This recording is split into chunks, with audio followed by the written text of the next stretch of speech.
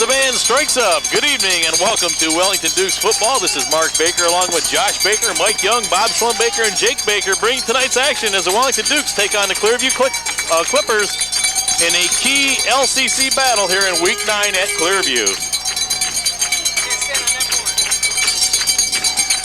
Josh, being directed, we're outside here tonight in the stands, but at least we're on the right side of the field. Well, it's a beautiful night for football and perfect conditions, and this should be a good one tonight, Mark. Senior night for the Clippers, Duke's last road game. Getting down to the nitty-gritty. Well, Clearview comes in tonight, one game behind Wellington in the LCC standings. They beat Midview 2 weeks ago, 21-19. Wellington with a win tonight, Josh, would clinch a tie for their 4th consecutive LCC championship. Well, this is a team that's not looking for any type of a tie. They want to take care of business tonight. You got one to get next week, your final game of your home season for the Dukes. And like I said, this should be a good one. Clearview has a lot of athletes across the way and a little bit of size as well.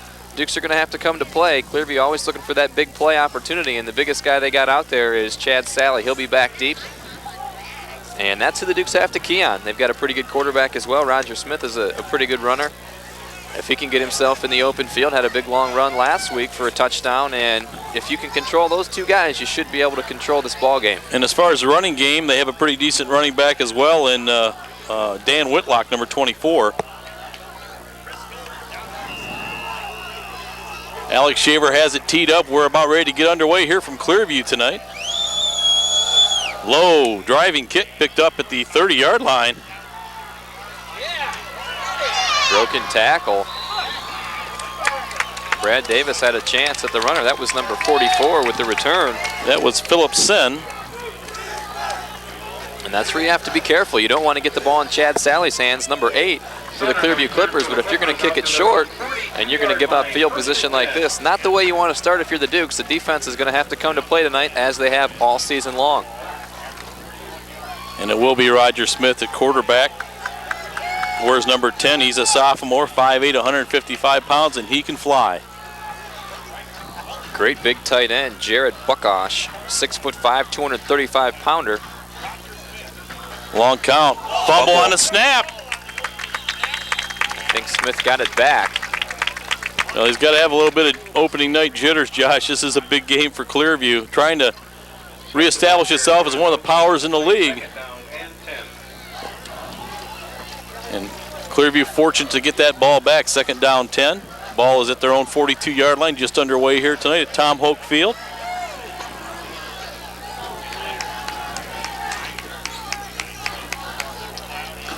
Smith back to pass, has some pressure, gets it out there, caught. Sally. Well, good job by Cody Kidd. He played the out perfectly. You give up about 7 yards, and you make sure that you keep that guy near the sideline, shove him out of bounds, and it'll be a 3rd and short. 3rd down and 2. And Duke defense is spurred by the return of number 41, Jason Sinkinson at linebacker. Chris Davis also out there playing on defensive line. Drew Martin is a starter tonight for Brandon Follen, who is not playing due to disciplinary reasons. 3rd down and 2.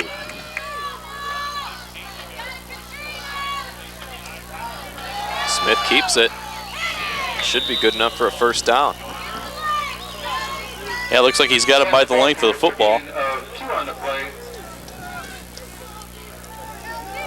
1st down, Clippers. Not the biggest quarterback you're ever going to see. Listed at 5'8", 155, and the 155 looks a little bit generous.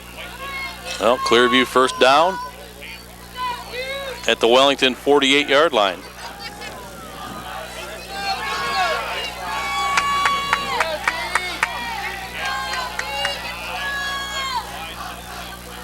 Handoff, tailback has it, trying to get around left end, in trouble, and smacked down hard by Justin Jump, last week's defensive player of the game. Well, the Dukes are going to have to be aware, stay in their lanes, and not get caught up with the over pursuit. This is a quick backfield. Both Smith and Whitlock, they like to get in there and cut back and let the over pursuit of the defense try to burn them. try to cut it back and break something back the other way. That was a play right there where jump scraped on the line, stayed in great position, and really a big hit. Second down 10 at the Wellington 48, just inside 10.5 to play opening quarter. Smith. Again, takes a big hit, but he handed the ball off. Well, I think that's one of the keys of the game, Josh. If he's running the option, you can hit him every time, and the Dukes look like that they want to make Mr. Smith know that what Wellington Dukes defense is all about. They're going to lay some licks on him tonight. Sen was the ball carrier, the fullback through the hole, but you're going to have to be aware. You always have to watch number 8, but don't forget about Jared Buckosh, the biggest guy on the football field right now. He's the tight end, and you don't want to get caught up in keying so much on Sally that you lose track of Buckosh. Sally's in the slot. Tucker's flanked wide side. Sen and Whitlock in the backfield, third down 7. Smith, fake handoff, back to pass. Has time, has a man wide open. That's Buckosh, wide open, fumbles a football, but that'll be a big gain and a first down. All the way down inside the Wellington. The 11-yard line. 15, yeah, down to the 11-yard line. 27 yards and a Clipper first down. Nice throw, but wide open was Buckosh. Definitely two different styles. Clearview kind of wants to open it up, throw the ball a little bit, use their speed, and the Dukes want to grind it out and smash you in the mouth. It should be a pretty good contest. First and 10 Clippers.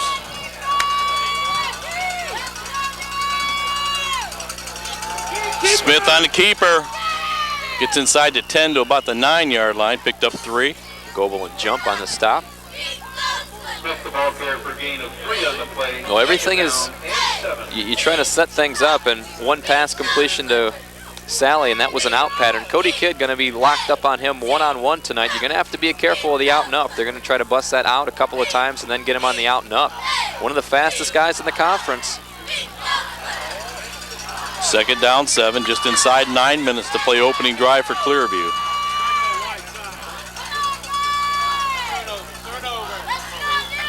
Smith. First back through Sen.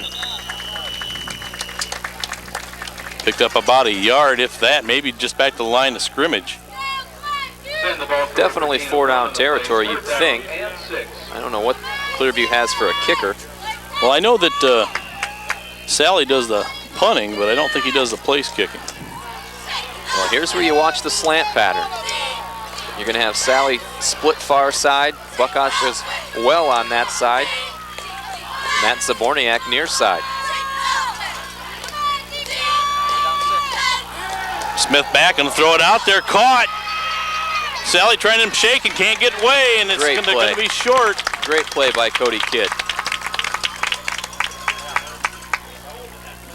Cody breaks down, stays in his lane, and makes a nice stop. A minimal completion. It's going to be 4th and goal. No, excuse me, they can get a first down. 4th and about looks like about 2 yards, almost 2 yards, Josh.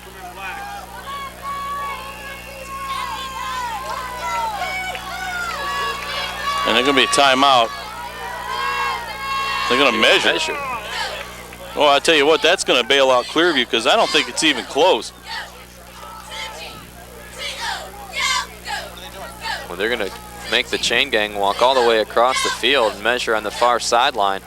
Well, if you're Clearview, it's a good maneuver because now you can talk it over, and Smith's over talking the play over at the sideline. Normally, he'd have to either burn a timeout or this shouldn't even be close, Josh. I don't. Oh boy! At least a yard. I don't know who called for that measurement, if it was Clearview sideline. If they did, that was almost like getting a free timeout, because now you've got your quarterback over there having a little bit of a conversation, as well as Andrew Stanchak, number 34, and it looks like they're going to go with the jumbo package. He's a pretty big kid. Stanchak, 6 foot, 200-pounder. Give me a full house backfield. Oh, we'll see what happens. We've got Sen, 44, and Stanchak, 34, as well as Whitlock, 24. Big play for the Duke defense.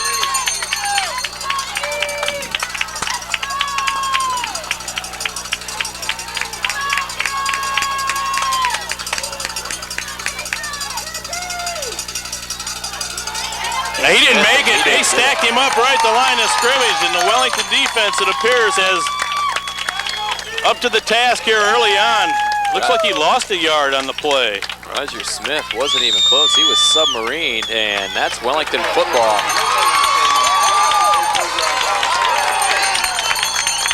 Oh, a big stand for Wellington here early on. A critical defensive play. Smith tried to keep her and found no room.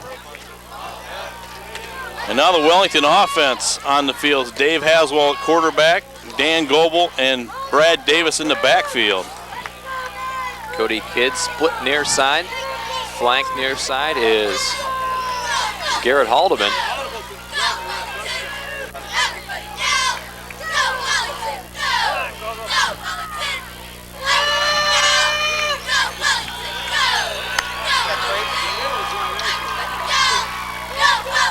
Goebel gets the ball out close to the 8-yard line on the play. A lot of screaming across the way, but he picked up 5 yards. Clearview is going to have a steady diet of tackle-to-tackle football. Matt Stoll's going to be very well content to run it right up the gut. And here the PA announcer said a gain of 3. If he looks at the sticks, I think it's a little more than a 3-yard gain.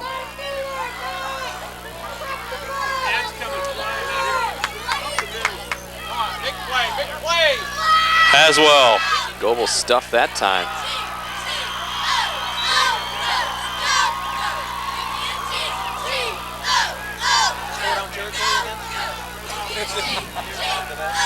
Yeah, that time they stacked him up and a loss of a couple. Haswell the ball carried for no gain on the play. 3rd down and 8.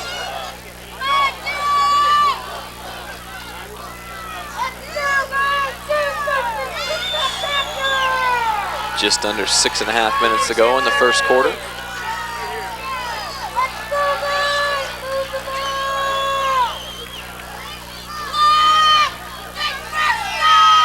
Pass. Open.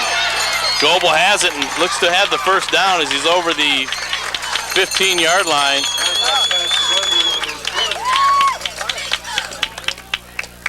He got upended out there, but picked up the first down.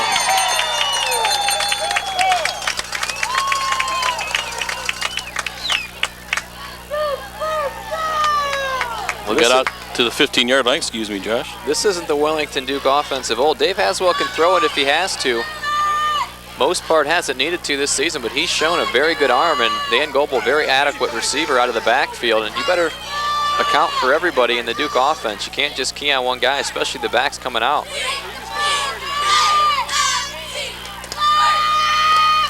Hand off, big hole. Dan Goebel out to the 44-yard line, picked up 29 on the play. I'm not exactly positive what type of defense that Clearview is running, but their defensive end on the near side, number 85, is Chan Thompson, and he's lined up. He's nowhere near the football. He's lined up about 10 yards at least away from the defensive tackle, and I don't know what his function is going to be to stop maybe the option play. Well, Josh, we saw early that Wellington threw on 3rd down, but this is what they want to do. They want to come out here and they want to pound the football. What is their defensive end doing?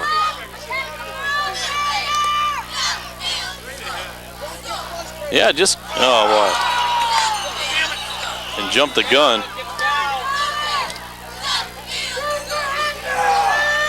Yeah, a real wacky offensive or defensive alignment for Brookside.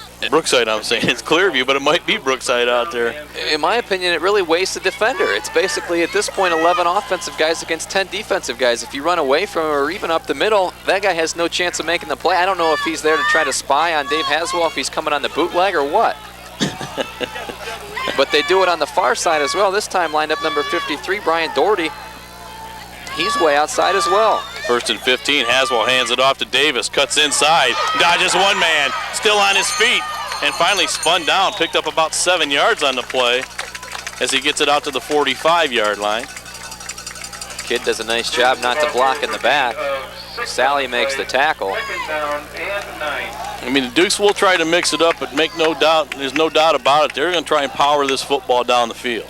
Well, they're a ball control type of offense, and they showed it. They can have the ball for an entire quarter like they did against Avon. They've got a pretty decent drive going right here. 2nd down, 8. 4:40 to play opening quarter. We're scoreless at Clearview. Haswell, fake handoff, has backside pressure. Now he's going to run with it. Fumbles the ball! Clearview football, I think. Well, they should have had it. I don't know that they do, and they're pointing that they do, Josh.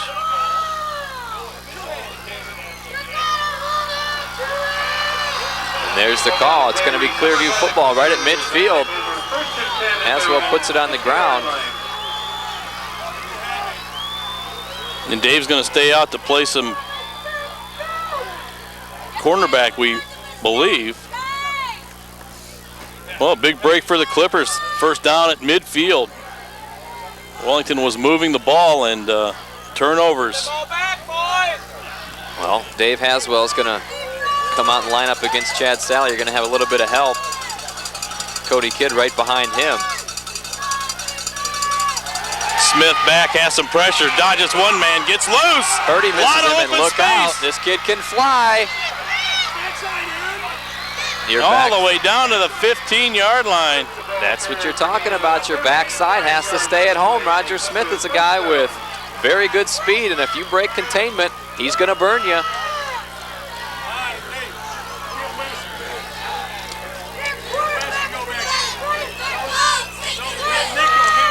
Yeah, that was wide open, Josh, once he broke around the left end.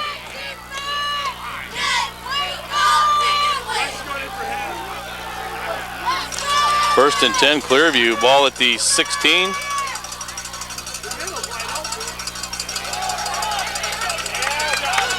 And this time, Wellington stops it for no gain. I really don't think Clearview is going to have much success trying to go up the middle against Wellington, but like I said, their game is speed. They're going to try to get to the corners and try to get the Dukes to break containment and look for that big play.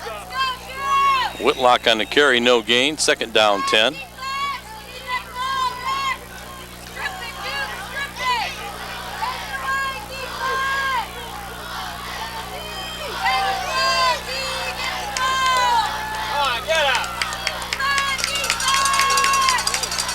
Smith back to pass, gonna throw it deep, has a man. Touchdown.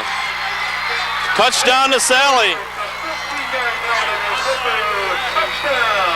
And Clearview strikes first with 3:13 to play. Opening quarter. Well, there's no question about it. Clearview's going to be able to score some points. The kind of offense they run, they're very high-powered. The question is their defense going to be able to stop Wellington? The first drive they did capitalize on the turnover, and they lead it 6-0. Jared Tucker, number 4, to kick the extra point. Whitlock to hold.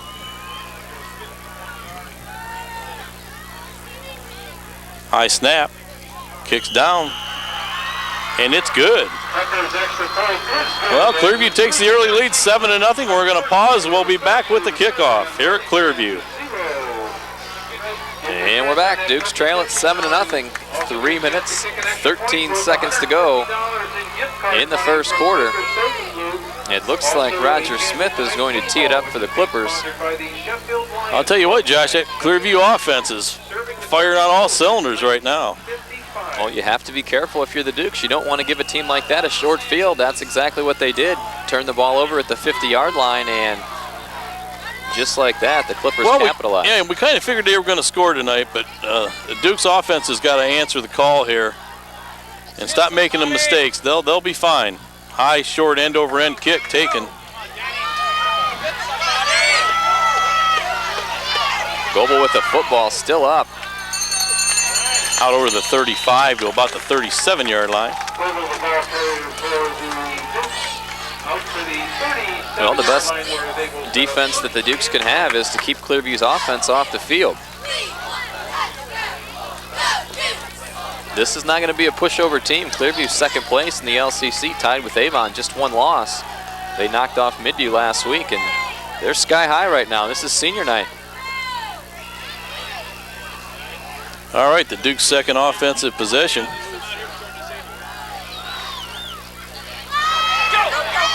Goebel, first down as he gets out close to midfield.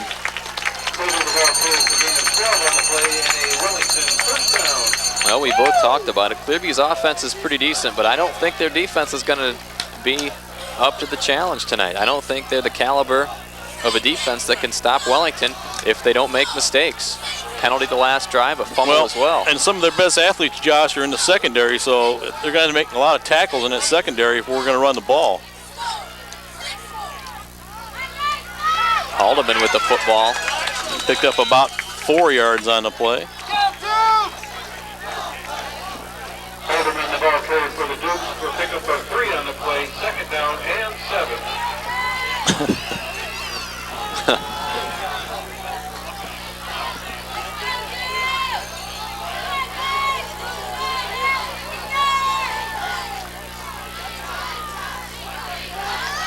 Second down, 6.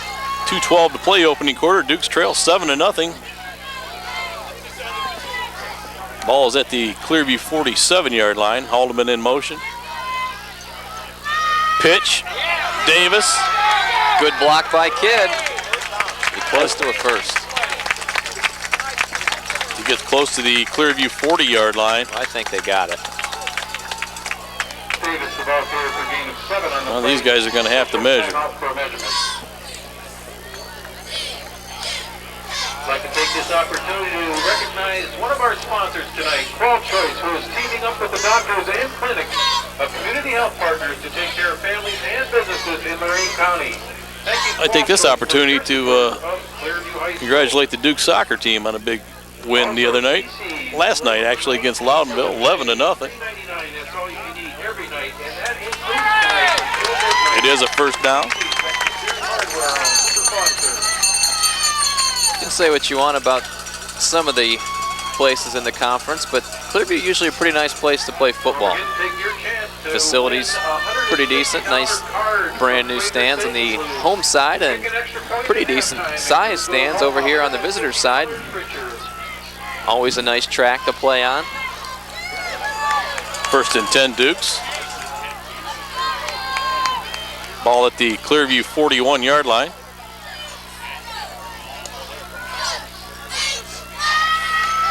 Go Wolf. Nearly 5 yards on that play. Stopped by Andrew Stanchak. This always used to be the gunfight. The Clippers and the Dukes late in the season. I was saying on the way over, I remember the 91 game, the overtime game. Leary West, you could throw them in there as well, but they're since gone. Clearview's program coming back to one of the powers in the conference. 2nd down, 6. Davis has it. Spun ahead for a couple of yards. Just inside a minute to play first quarter. Davis, the ball carrier for gain of 4 on the play, 3rd down and 2. Eric Purdy brings the play in.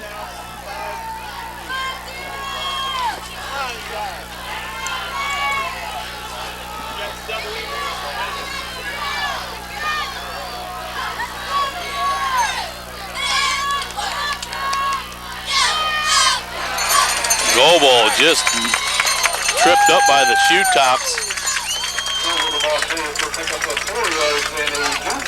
That could be the final play of the first quarter. We'll see if the Dukes try to push another one, but they don't have to. I think they should. They've got a little bit of momentum right now, trailing 7-0, but they're pushing Clearview all over the field. And it looks like they will down to 15 seconds. 1st and 10 at the Clipper 28-yard line.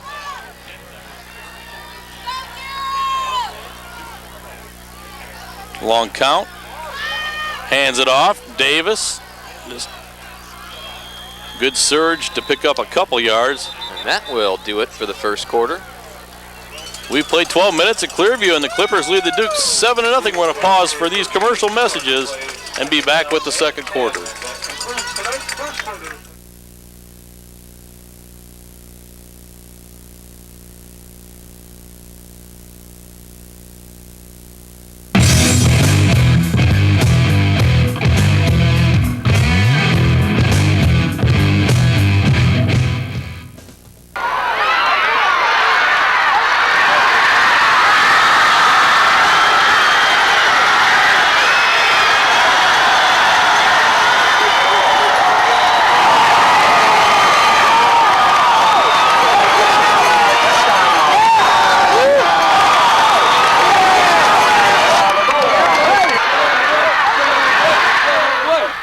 Dukes, you just won the biggest game of the season. What are you going to do now? We're going to Subway!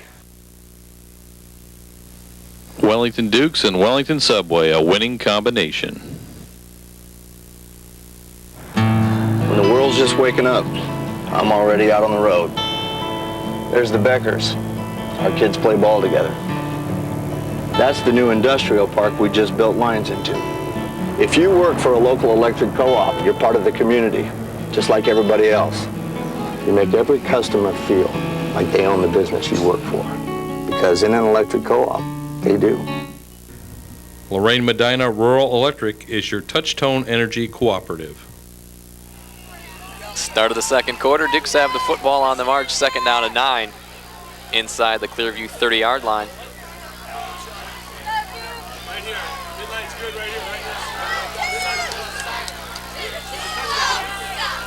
Goebel. It's inside the 25 to about the 24-yard line.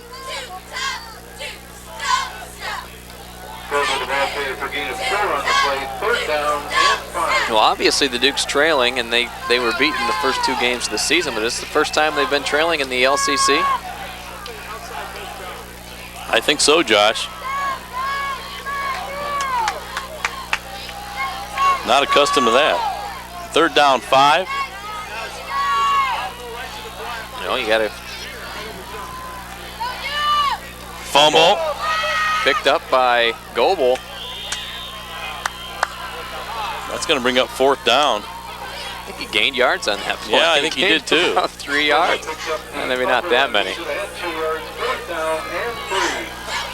Well, they keep moving it back. The original spot was about a yard ahead. Well, the Dukes have put the ball on the ground 2 times now, 10:57 to go. Clock running in the second quarter. The first fumble was costly. Clearview went right down and scored a touchdown. Now that'll bring up a 4th down, and the Dukes will go. 4th and 3.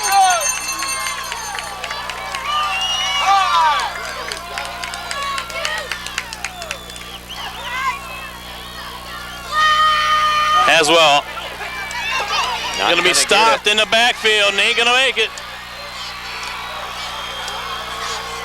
Defense holds for the Clippers. They'll take over on downs. Now you have to be careful. You don't want to get beat on that long one right here.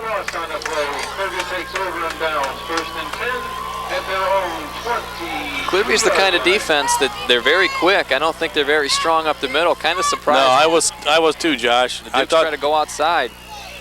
Plays right into Clippers' hands. And now you got to watch out because they might try to strike quick here. You have to be aware where your receiver lines up. You've got Sally on the near side split way out. This is a slant pattern or a fade pattern or a streak waiting to happen.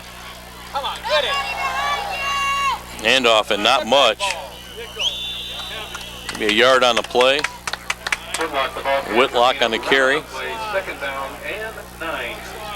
I think when Dave Haswell comes in, they're going to call that the nickel defense, and Bachmore leaves the ball game. You take away 1 defensive line, when you put in 1 more defensive back, that gives you 5, so that makes you a nickel package. You have to be careful. This is an offense that can do a lot of things, but you have to. Well, the reports we had was Haswell was going to try and do a little bump and run with Sally. Well, a good job right there by Purdy. Great arm. Oh, boy. Look at that throw. Look out. Holy smokes. Well, I'll tell you what, Josh, he got behind the defense, but credit that Clearview offensive line. Smith had all the time in the world to throw, and he gunned it down there. 78-yard touchdown pass. Well, the first one was a fluke, possibly the second one is a wake-up call. The Dukes are going to have to be a little bit better in the secondary because now Clearview thinks they've got a weakness, and they're going to pound that all night long. Wow. What a throw. Tucker on to try the point after. That's a kid that's listed at 155 pounds, soaking wet with a roll of quarters in his pocket, and he threw that ball a long, long ways.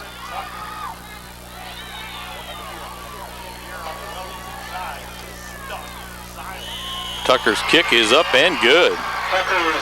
9:28 to play in the first half, and Clearview has raced out to a 14-0 lead. We're going to pause and be back with the kickoff.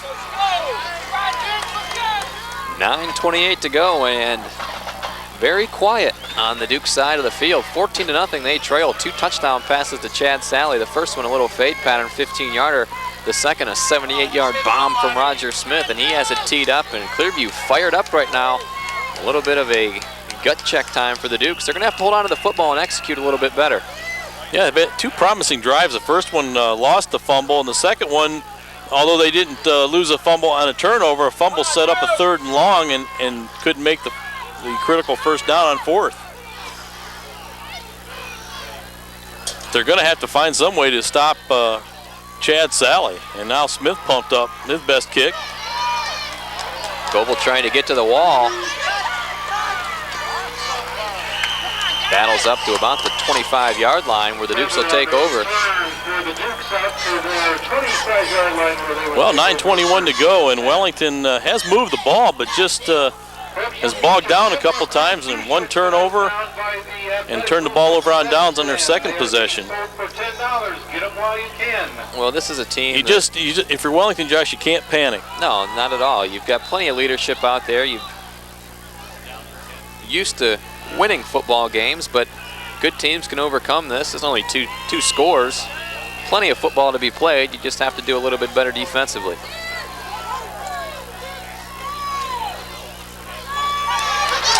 Well, Goebel just tripped up. He crosses the 35 to the 36. And if he breaks the tackle of Whitlock, he's gone, because Chris West was going to pancake Roger Smith, and Goebel would have been gone. But that's the kind of offense you can't panic. You keep pounding it up the gut, and good things will happen. The Dukes will break one tonight, as long as the offensive line keeps doing what they've been doing so far. 1st and 10, 9:05 to play first half.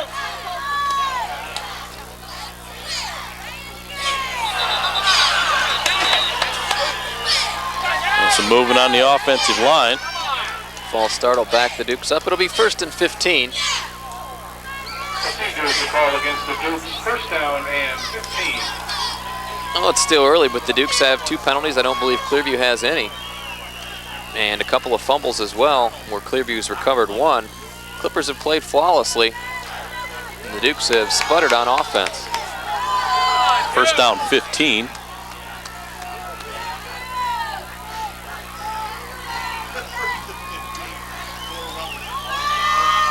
Haswell back to pass, throws it out.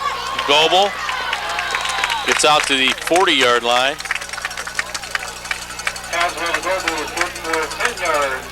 Clearview had some good pressure on David.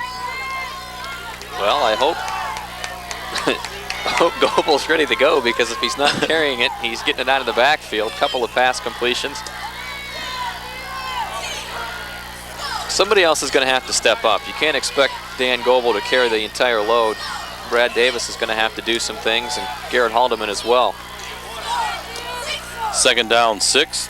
9-yard completion on that last play.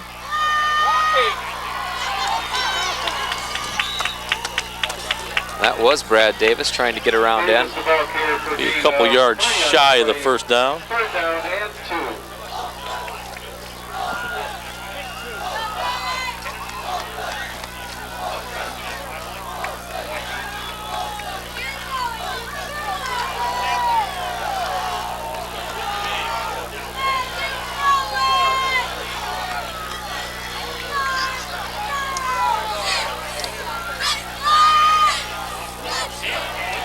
He stopped short of the first down, Josh. It's going to be awful close, and I don't know that you go for it here. For gain of 1 on the play. 4th down and 2. I think the Dukes are going to go for it. Matt Stoll giving the play right now to Dave Haswell, and here's where you buckle up them chin straps and see who the better man is in the trenches. I've not been impressed with the linebackers for the Clearview Clippers, and you need a little bit of a surge. You only need 2 yards for the first down. Yep, at your own 44, a big gamble for Wellington. And watch the hard count.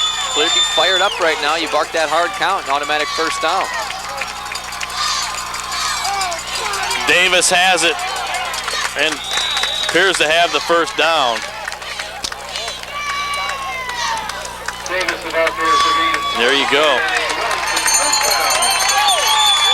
Well, one might think a big risk there. The Dukes rolled the dice and pick up the first down. If they don't get it there, Josh, you give the ball to Clearview on Wellington's side of the field. That was a huge risk, but I'm telling you what, Matt Stoll had no second thoughts, no timeout. He went right after it and caught Clearview. They thought they were going to be able to stop the Dukes. Not the case. 1st and 10 at their own 48-yard line. Fake handoff. Goebel has it. Close to first down yardage. No, probably not a first down. The yard marker guy bailed on me. He moved back about 3 yards. It's going to be second and short. As well, the Goebel is good for 9 yards, 2nd down and 1. And once again, even though the 9-yard completion, Clearview able to get some defenders in the backfield. The Dukes have mixed it up pretty well. They've got a couple of pass completions, 3 now to Haswell to Goebel, and they need a timeout just to give Dan Goebel a little bit of a break. He's sucking air right now. 2nd down 1. Haswell keeper. Boy, bodies flying out there towards it. Plenty enough for a first down. Well, if you're Wellington, you have to do that a little bit to give Goebel a break. You can't give it to him every down, and we just had a run by Davis and one by Haswell to sandwich a Goebel run, or a Goebel pass reception. You can see it. He's a competitor. He's sucking air right now. 1st and 10 Dukes at the Clearview 38-yard line. 5:07 to play first half.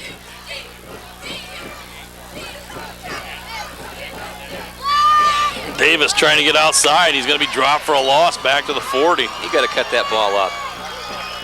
You're not going to be able to get around the end. We've talked about the defensive ends lined up so far outside. You can't expect the pulling guy in this, Kirchmar in this instance, to kick that guy out and get around him. You have to cut it up. Kirchmar did his job, but Brad Davis tried to sneak outside, nothing doing. 2nd down, and that's about as long at 12 yards as you're going to see. Ball's back at the Clipper 40-yard line.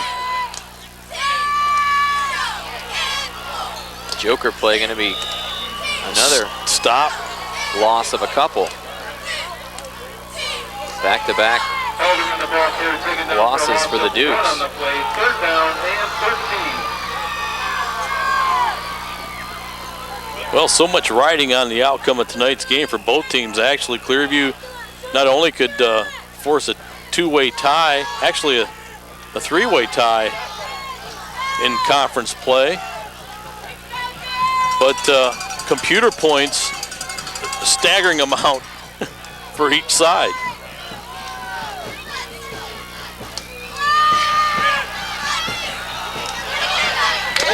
Oh, nice catch. Looked to be some interference.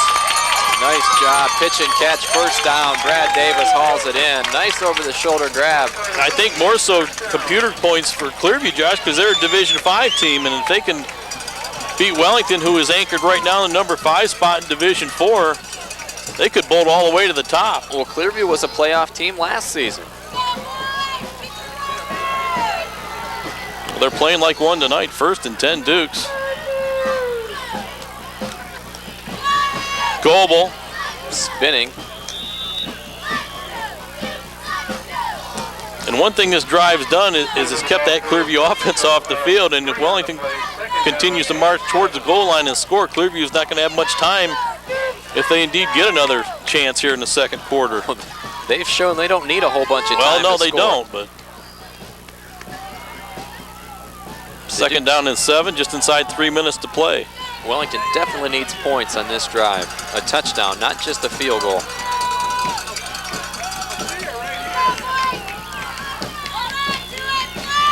Goebel carrying would-be tacklers. Close to a first down. As he approaches the 10-yard line. Now you have to be extra careful not to jump off sides, not to hold. No foolish penalties, and that is a first down. And more importantly, hold on to the football.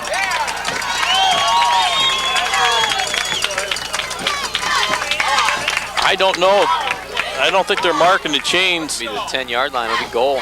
Goal to go from the 9. Yep, first and goal at the 9. Full house backfield.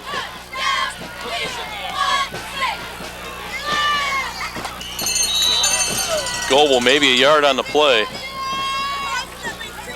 And remember, Clearview was stopped by the Dukes inside the 5-yard line on their first drive of the game.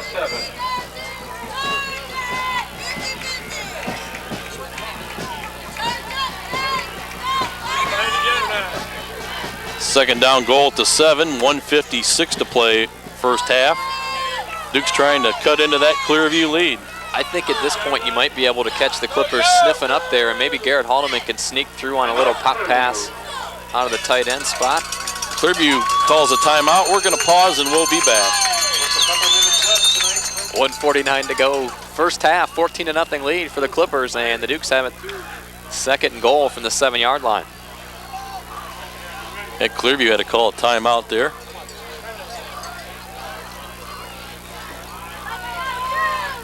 Haldeman in motion. Pitch. Goble stacked up. Not going to get outside. It's going to be awful tough to get outside of this Clearview defense, especially on the near side. If you're going to try to get outside, I think you'd want to use the wide side of the field with some type of a trap.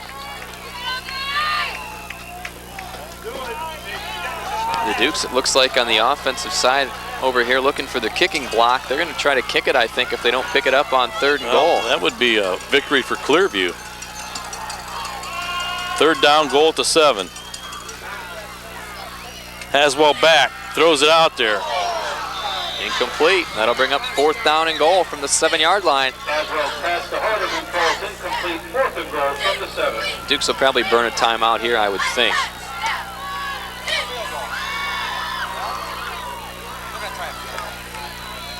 I think you need points.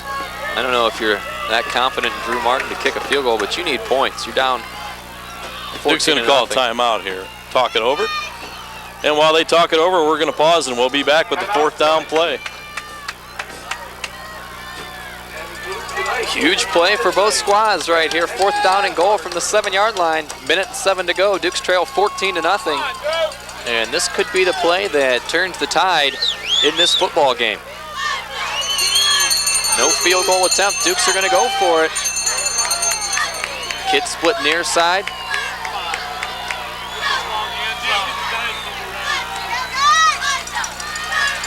Haswell in trouble in the backfield. Jukes. Get in there.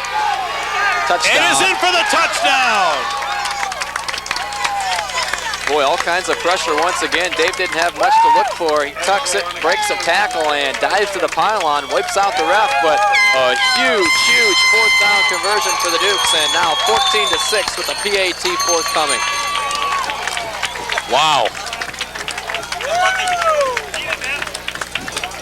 Boy, if Clearview stops Wellington there, it might be all she wrote. Yeah, you know what? You're right, Josh. And I think you can't drive all the way down the field and get 3 points. I have to disagree with you. I think you're not going to be able to win this game by kicking field goals. You're going to have to score touchdowns. Well, looks easy now. You've got 6 on the board. You have to convert on this PAT.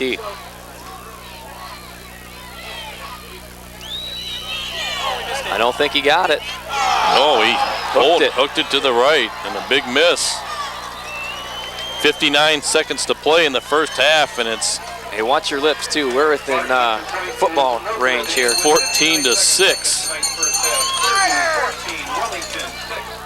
59 seconds to go, first half. Dukes get on the board, but missed the point after touchdown and trail at 14-6. Now you've got to be careful on this kickoff. Sally back deep all by himself. Probably going to see a low line drive kick, but probably also going to see about 8 defensive backs out there. I don't think Clearview's going to be content unless they don't get good field position. Kick to Whitlock. Yeah, look out! Still up. Oh, I'll tell you what, Whitlock, nice maneuvering out there. Well, he's also one of those guys that can fly, not a big tailback. 5'8", 160-pounder. He can run a little bit. Now you've got 50 seconds. And at the 36-yard line, you're going to probably see Clearview open it up. Needs some pressure. Oh, this is a key point of the game. Because if he's going to throw the ball, you got to hit him. Yeah, and also if you can pick one off here. Well, if they're going to throw an out pattern, you can definitely pick it off. But I'm telling you, watch Fuckosh. Huge target or a draw. Quarterback keeper. Boy, oh boy. Man, can he run. He might be hurt. He's hurt. Roger Smith is hurt. May have got one in the gut. They called timeout. And I'm telling you what, he picked up about 20 yards in no time at all. They can definitely fly. You've got Whitlock, Roger Smith, and Chad Sally. Be a good 3 guys to have on your 4x100 team. I don't know if those guys run track, but they all should. Well, you speak of that, Josh, and that reminds me of back in that big game in '91 where Clearview had probably the best offensive backfield that I can ever recall seeing in high school. They had Marlon Sadler, Tony Sharp, and Juggy Franklin in the offensive backfield. That's back when they allowed the shenanigans. Juggy Franklin then transferred to Southview to wrestle, won a couple of state championships. Tony Sharp, I think, won the hurdle championship. Or Marlon Sadler, rather.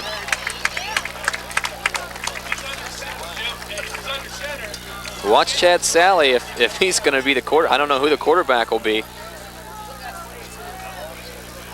Looks like number 45 checking in. Matt Van Hoos. Yeah, he's a quarterback. 6 foot, 170 pounder will take over for at least one play. Well, I'll tell you, we haven't seen speed out there like this Clearview team in a long, long time. And I'm not just talking Sally, we're talking Roger Smith. The guy can flat out fly. Well, what was it, last year or 2 years ago, they had the 100-meter champion in the state. Who was that kid? Well, I think you put me on the spot there. Well, anyway, they bottled him up. Jared Murphy. Jared Murphy. They also had Lou Thomas, and Dukes had a lot better success handling those 2 guys than they have tonight. 44 seconds left. It's 1st and 10 Clearview at Wellington territory at the 44. You have to watch Chad Sally. He's so far split this side, he's going to run something on the post.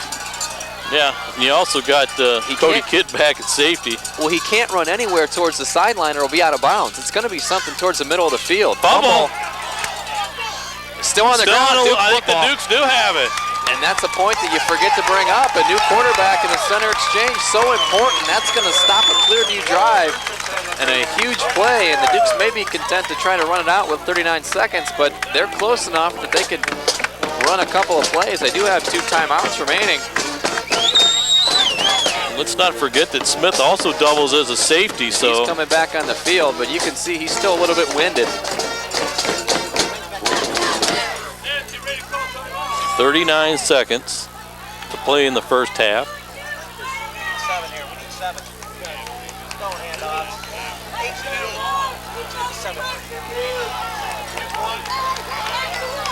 8. Kidd flank near side. Haswell in the shotgun.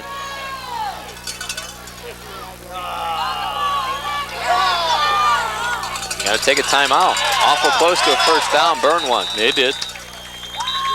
Picked up 8 yards. The ball carrier for a gain of 8 on the play. 2nd down and 2. There's absolutely no wind tonight, so there's nothing to say you can't try a field goal. You've got to get about 30 more yards at least. But any type of points would be great. Well, I hate to keep running the caution up too, but if you're going to throw this ball deep, you're throwing it right into the strength of Clearview with Sally and Smith back there. So you better be on target, because if you're not, you're going to have to get up and start chasing somebody. Yeah, you don't ever want to throw something where guys of that speed can get something on the outside and race down the sidelines, but you don't want to be afraid of them either. You have to attack them a little bit. Thanks to Mr. and Mrs. Young and Mrs. Post for their endless hours of volunteering at the athletic. 32 seconds left in the half. The Dukes have the ball at the Clipper 49-yard line, trailing 14-6. 2 touchdown passes from Roger Smith to Chad Sally for Clearview, and a Dave Haswell 4th and goal run from the 7 have accounted for the scoring tonight.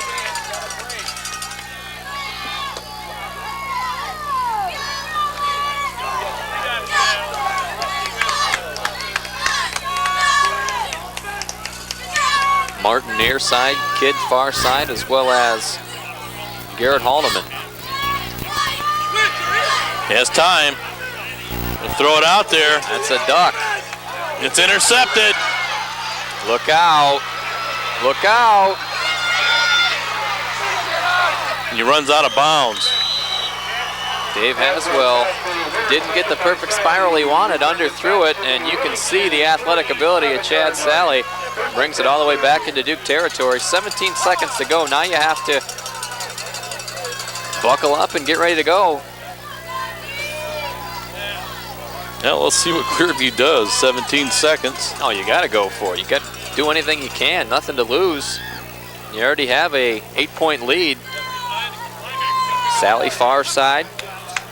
Matt Zaborniak near side. Buckosh tight end on the far side.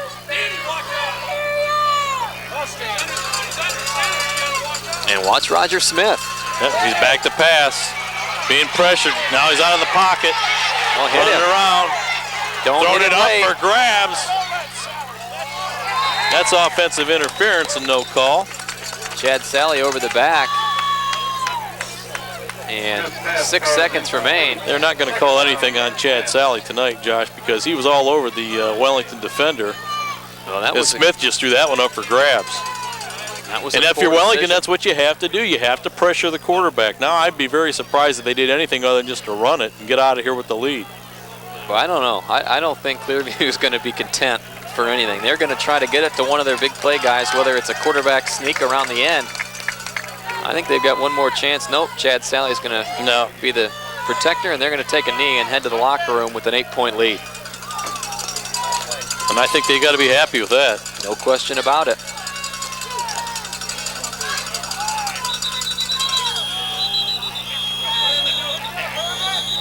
What's the delay a game on Clearview? Herman Shreves went in there. You know, you have to be careful.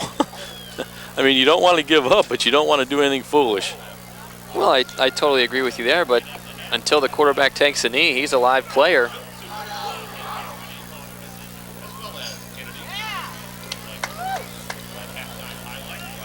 Well, the Dukes will try and regroup at halftime and try and figure out what to do with that Smith to Sally combination. Offensively, they've moved the ball well, Josh. Defensively, they've done a nice job against the run, but you got Smith get outside. Well, you have to be careful. Give him time to throw. He's been deadly tonight. He's a dual threat. He can beat you with his legs or his arm. Smith takes a knee, and that'll conclude tonight's first half. And we have reached halftime at Clearview, where surprising Clearview Clippers lead Wellington 14-6. We're going to pause and come back with some halftime statistics for you in the second half of action, so don't go away.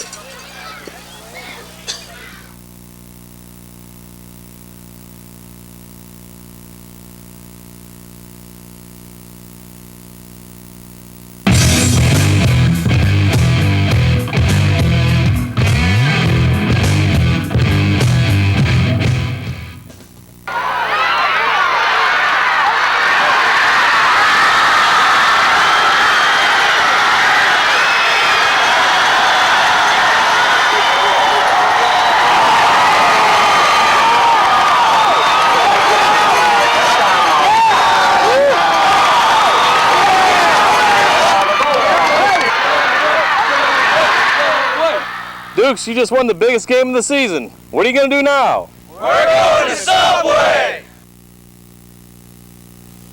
Wellington Dukes and Wellington Subway, a winning combination. When the world's just waking up, I'm already out on the road. There's the Beckers. Our kids play ball together. That's the new industrial park we just built lines into. If you work for a local electric co-op, you're part of the community, just like everybody else. You make every customer feel like they own the business you work for. Because in an electric co-op, they do. Lorraine Medina Rural Electric is your touch-tone energy cooperative.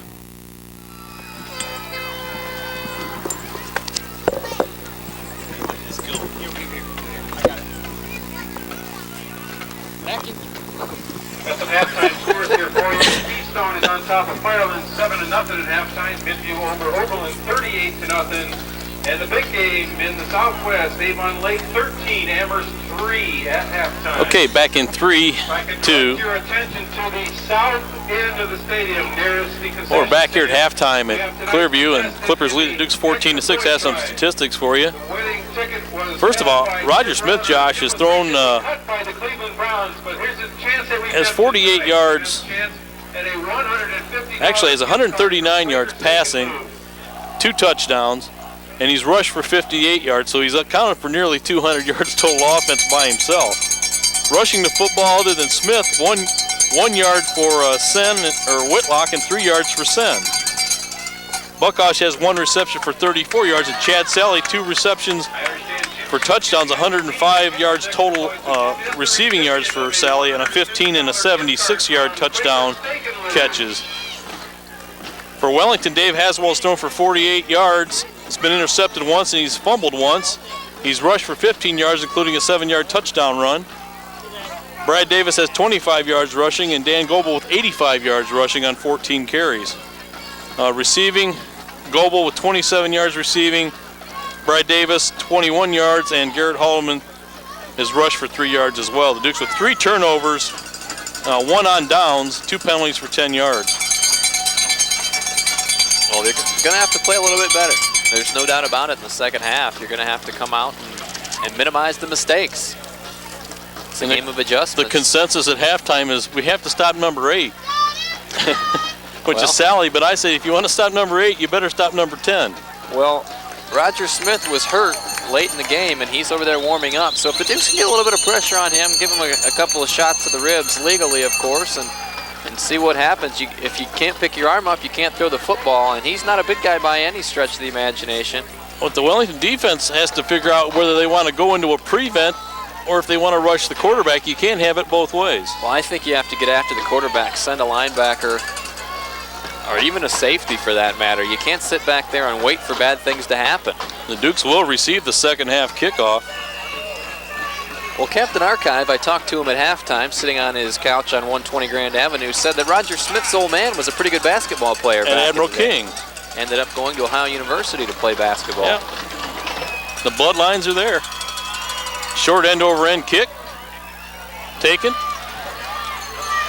Goebel has a pretty good push up the gut. And out over to the 40-yard line, where the Dukes will take over 1st and 10, trailing by 8. Just 1 score, and Wellington has had their way on the ground. Have to hold on to the football in the second half, and I'm sure there was plenty of talk to the secondary as well as the linemen and the linebackers at halftime. It's going to be some adjustments to be made, but offensively the line has done their job and has pushed Clearview all over the field.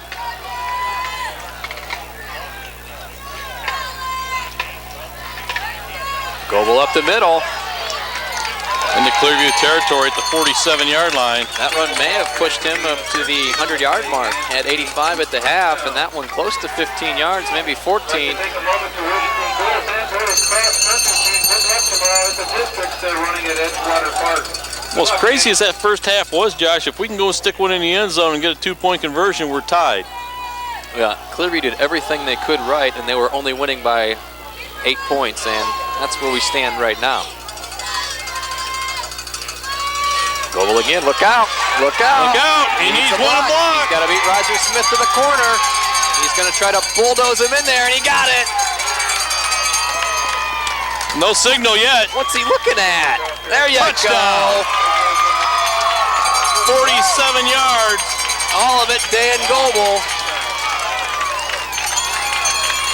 And the Dukes trail by 2. They're going to go for 2. Dave Haswell comes over, is going to get the play, and I would have to think you go ahead and pound it right up the gut.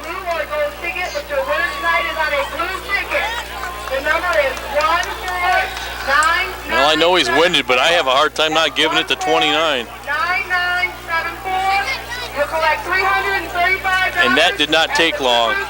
39 seconds. The Dukes on the board and a chance to tie. What the heck was the number? I think I won.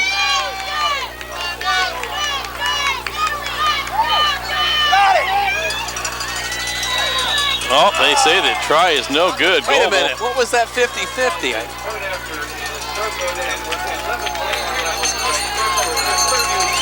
Well, the Dukes close it to 2 points, 14-12. We're going to pause here and come back with the kickoff. You're watching WGCC TV 12. Welcome back. As we lose one of our commentators here. Yeah, I think he won the 50-50, so he's got to make the sprint across the field. I'd do it. 11-21, and the Dukes strike quick. 2 plays, 2 running plays to Dan Goebel. They couldn't convert on the extra point, still trail by a deuce, 14-12. But a little bit pumped up now, Michael Young. A lot of football left here. A lot of football. And the Dukes are on fire. Oh, nice kick. Low driving kick, taken at the 18-yard line. Big hole. And out to the 40-yard line. On the return, Whitlock. Or the Clippers take over. Now the defense has to come out and make a stand. And the question is going to be, can they stop Sally? Or Smith. Smith with almost 200 yards total offense himself tonight, throwing the ball and running it. And I was talking to Josh, what they have to look at, Mike, is if they go prevent, you're not getting a pass rush. If you rush, you're leaving yourself a little bit scarce in the backfield. Timeouts, Clearview. So there seemed to be some confusion out on the field. Well, and Wellington has to feed off this. They really do. They need to get the crowd into the game again and get the defense to have to make some hits here.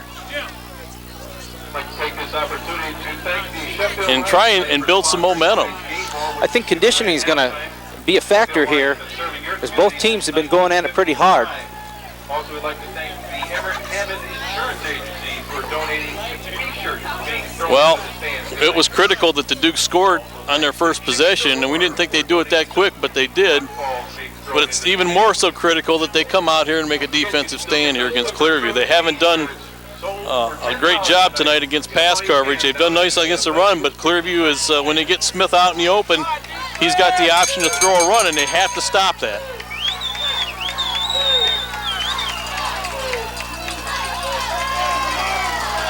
First and 10 Clippers at their own 40-yard line. Whitlock and Sen in the backfield. Smith under center.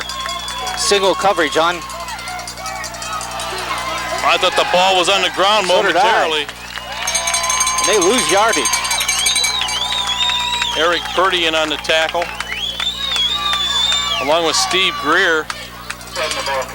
Sen no gain. Second down 10.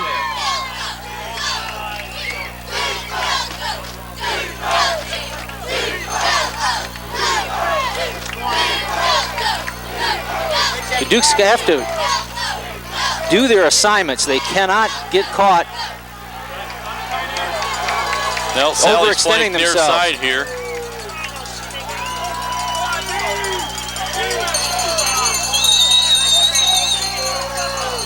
Smith back to pass, has some pressure.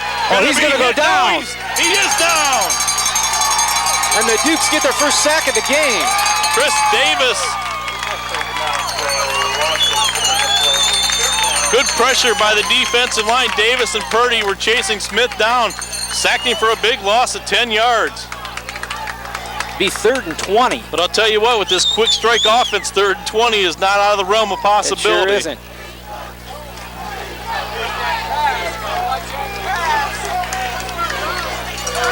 Zaborniak flank near side, Sally far side.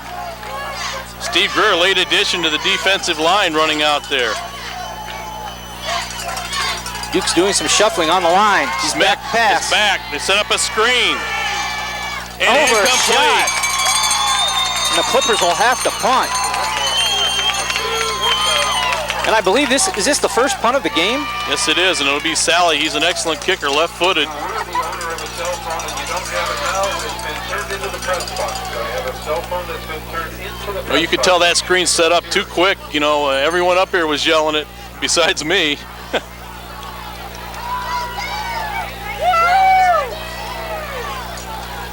Sally, we back. Well, watch Smith, too. I don't think they'll get tricky, Mike, but he's flanked here as a gunner on this punt return. Good snap. Sally with the boot. Short kick. We'll take a Clearview bounce, goes Go out up of the bounds. sidelines at about the 5-yard line, where the Dukes will have excellent field position their second drive of the second half.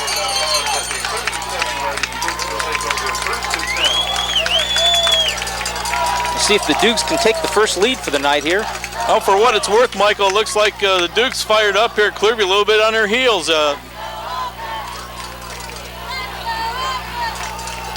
We'll see what happens. Full house backfield.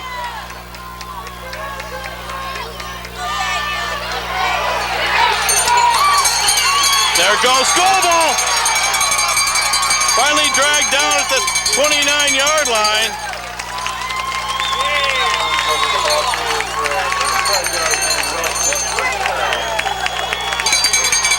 Clearview's lines up that defensive alignment, Mike, and it leaves the middle of the field wide open, and Wellington just pounding it right now. And I say run it till they stop it.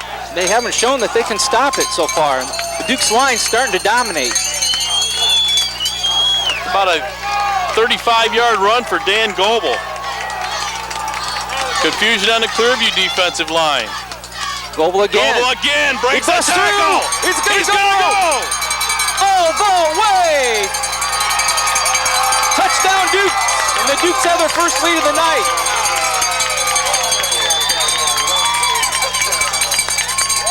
Wow.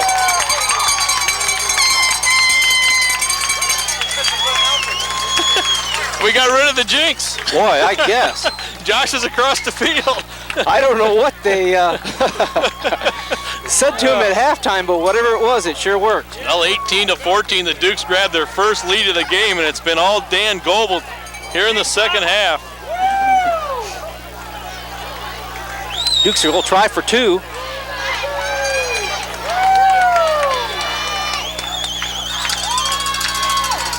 Haswell back to pass, and he's going to be sacked.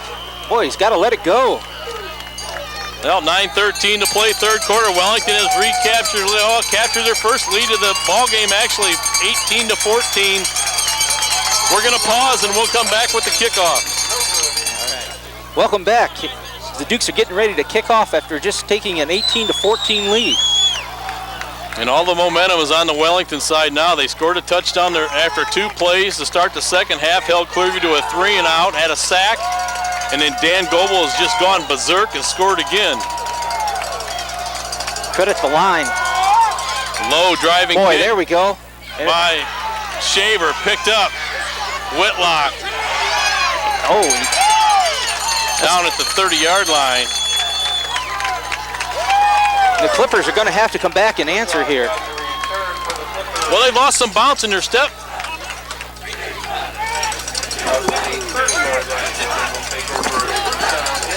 Just over on the other side. I'm now rejoined by Gerard Warren. Big money. Well worth the trip over here to Lorraine. 3-something. I went 3:35, I think it was. First and 10, Clippers at their own 30-yard line, trailing for the first time tonight, 18-14.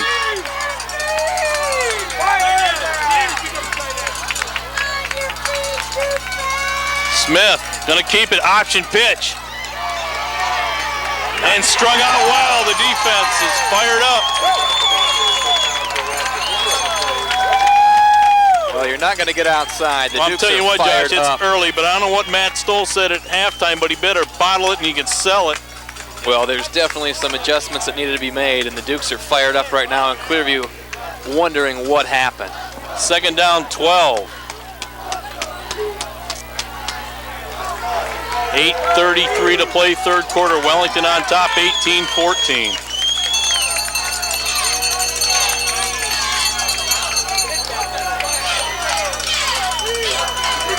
To reverse.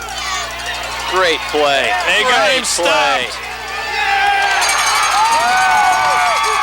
You can credit Drew Martin for that one. He didn't make the stop, but he didn't let Chad Sally get outside, and the Duke defense is swarming. Well, I spoke to Michael Young while you were gone, Josh, and you could tell just out on the field, Wellington, the quicker team, the more intimidating force out there right now. They're fired up, and Clearview searching for answers. Yeah, right now they're hurting. If the Dukes can force a punt here, it'll be huge. Third down, 14.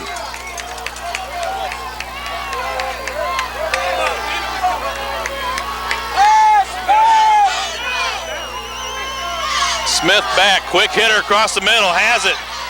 Gonna be a first down as Buckosh on the reception. You have to guard that guy. I'm telling you what, Sally's been a decoy the second half, and if you're gonna see a guy that big, you have to at least hit him, chip him off the line. You can't let him get off the line that easy. Well, that was a huge offensive play for Clearview. Another punt there would have been decimated the morale of that team, but as it is now, they come up with a huge first down and keep the drive alive, 1st and 10 at their own 41-yard line.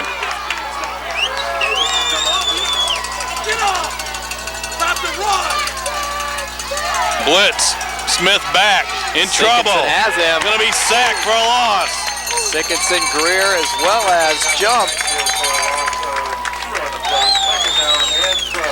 You know, the coaching staff's into it. They're right behind us screaming as if, the players can hear them from where they're at, Josh. Well, they've made the adjustment. Now you're seeing some pressure on the quarterback, and Roger Smith doesn't have all day to throw the football, and you can tell that makes a world of difference. Not the biggest guy. We've talked about that. And if he doesn't have time, it's going to be a long second half for him. 2nd down 12, 6:38 to play, 3rd quarter.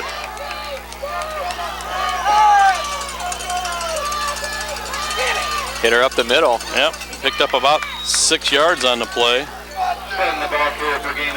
Sen gets out to the Clearview 45. It's going to be 3rd down and a long 5. Still, you would think if the Dukes can hold here on 3rd down, Clearview probably would punt the football. I don't think they would go for it in their own territory. Well, like I've been trying to hammer home, you don't have to focus so much on one guy. Smith back and a look for slant, in trouble. Tries to get around the end. Gonna be he's got the first close. down, yep. He's so dangerous. That's a big pickup again by Roger Smith. So quick and so elusive. You have to make sure you don't want to bite on the head fake or the shoulder fake. You look at that belt. He has a towel on there, but if you can look at that waist and stick him right between the 1 and the 0, he won't go anywhere. But if he's going to show those fakes and you bite on him, he'll get around you every time. First down, Clearview at the Wellington 47, 5:32 to play, 3rd quarter. Smith hands the ball off. And a big scrum at the 45. Other than Smith, Josh, no running game for Clearview tonight to speak for. Not at all. But if Smith keeps it, he's elusive, he can get around the end, he causes trouble.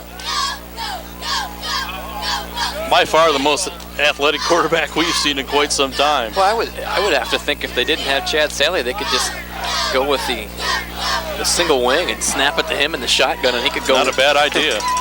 2nd down, 8. Just a sophomore. Fumble. Dukes have it. Chris Davis, a big recovery.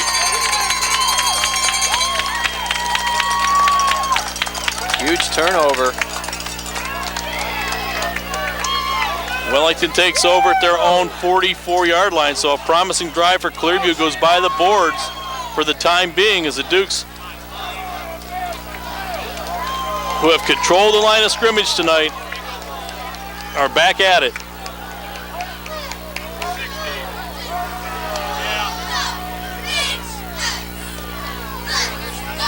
Goebel's stuck initially at the line, still fighting for yardage, and picks up about 3 more. Looks like he hid behind a lineman after initial contact and just spun his way over to the 48-yard line. Dustin Otero, number 54, tried to get a little spear in there late.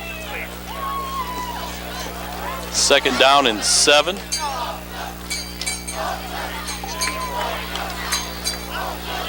Looks like Goebel's got a completely different colored jersey out there, Josh, in the white. He's wearing like grass-stained green and brown out there. Handoff, Davis trying to get around in, cuts it inside. I'm going to be a couple yards shy of the first down as he gets into Clearview territory at the 48-yard line.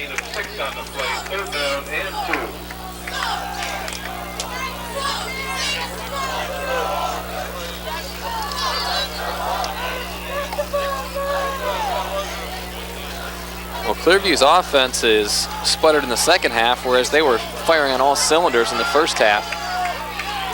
3rd down and 3 for the Dukes.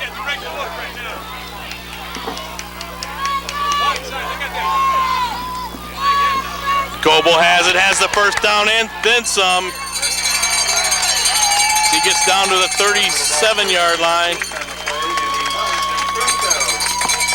Well, people have gotten on me a little bit about being in the Dan Goebel fan club, but anybody that's watched this season can pretty much see what's going on. It's been a steady diet of 29 tonight, and he's controlled this football not only game. that, Josh, we're on record pace here for the time of this game. We are just down to 3 minutes here to play in the 3rd quarter. And it's because the Dukes have been able to control the ball on the ground.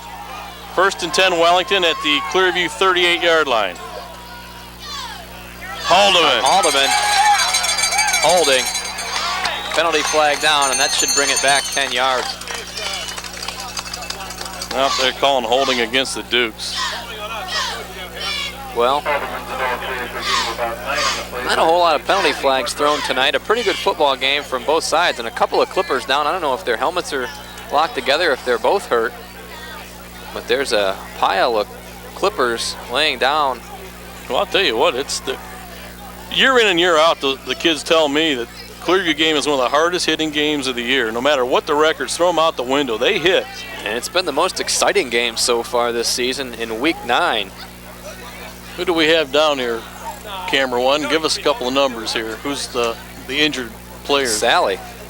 Chad Sally slow to get up, holding an elbow or a hand maybe.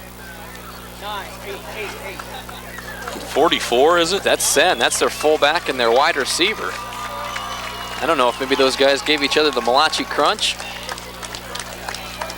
Well, the penalty will take some of the starch out of the Duke sails, as I'll mark it off, and it'll go back to about the 47-yard line. If you see panic setting in across the way, that's Chad's dad. He lost him last season, and you never want to see an athlete of that caliber have Duke's injury. ready to go here. Run up to the line of scrimmage, and the referees have to hold him back. Just heard Coach Roth over my right shoulder say 1st and 20, no big deal. And really it hasn't been. The Dukes are going to be content to pound it up the gut, I would think, and Clearview's not stopped them the entire ball game.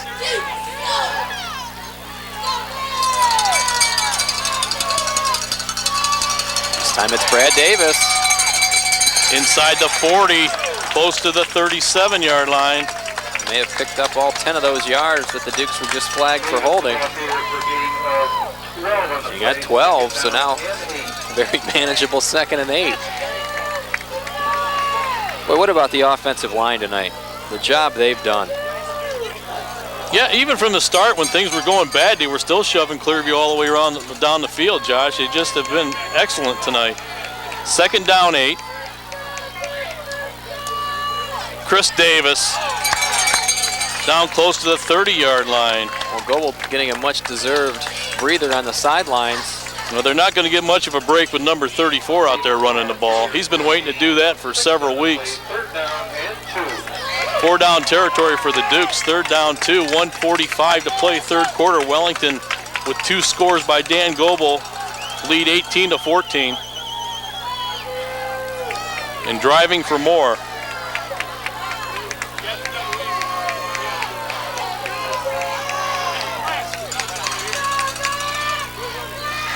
Haldeman breaks a tackle. Inside the 20 and close to the 10-yard line.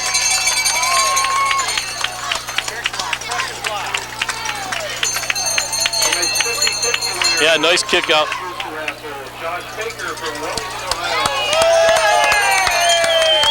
There you go. How about that? And he rode over with me. Drinks aplenty on the way home. Step out in the field and see. 1st and 10 Dukes. Ball at the Clipper. Yeah, that'll buy plenty of diapers. 11-yard line. Davis still on his feet. Chris Davis battling. Yep, you're getting a glimpse of the future here with Chris Davis. They're giving Goebel a break, but Chris Davis let's not forget that he had over 120 yards rushing against Buckeye in the opener. And he's charged up. He's ready to go. And we're down to healthy. 35 seconds to play in the third quarter, and the Duke's knocking on the door again. This should be the last play of the quarter. Duke's trying to punch it in from the 3. They can get a first down without scoring. Brad Davis slips and near the goal line. Boy, they're gonna mark him down at the 1 yard line. Well, it's gonna be a long walk for the refs because that's gonna be the last play of the third quarter. The Dukes are gonna go 99 yards the other way. And they're gonna have to measure here, Josh. But the Dukes, regardless, if they're short, they still have 2 downs to get a yard. I like our chances. Well, That has been turned into the press box, so if you're missing one, you can claim it at the press box. not mine. First down. Nope, just short. Oh, it'll be 3rd and inches, and that'll probably be the last play of the third quarter. And we're gonna have to go 99 yards the other way. Because I think as soon as they spot the ball and they'll mark it in play, with 9 seconds, the Dukes will score at the south end zone if they're to punch it in. The Dukes have already walked over to the sideline to talk to Coach Stoll.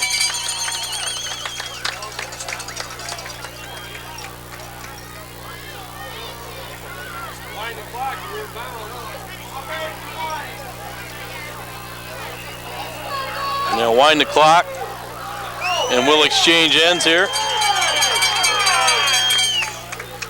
What seems to be the trouble here? There's a equipment timeout, it looks like. Well, they're calling equipment timeout, and the clock will run, and that'll do it for the third quarter. And it was a good third quarter for the Dukes. They put 2 touchdowns on the board to take the lead 18-14, and they're looking for another. We're going to pause for these commercial messages, and we'll be back with the fourth quarter of action.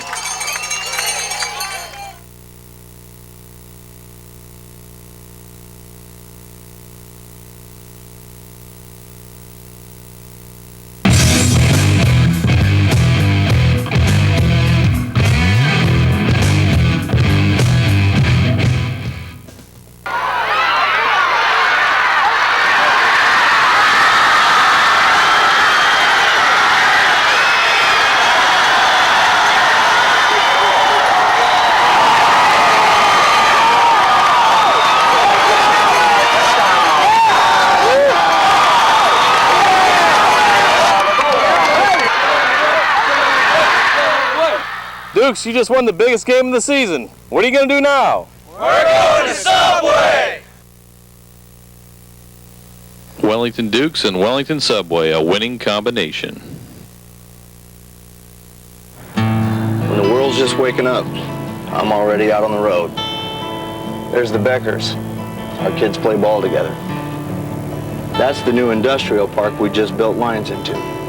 If you work for a local electric co-op, you're part of the community, just like everybody else. You make every customer feel like they own the business you work for. Because in an electric co-op, they do. Lorraine Medina Rural Electric is your touch-tone energy cooperative. Start of the fourth quarter, referee spotting the football at the 1 yard line, and the Dukes dominated the third quarter, have the 18-14 lead, and looking to add on here. It came out like a powerhouse. They couldn't sustain it. Well, you take the big play away from Clearview, and they've done nothing, but that's ball control offense. Duke's looking, put another one in there. Goebel is a good bet to see this one, Josh, I think. You've got 11 guys from Clearview lined up, and they're warning everybody to watch the bootleg. He dives in for the touchdown.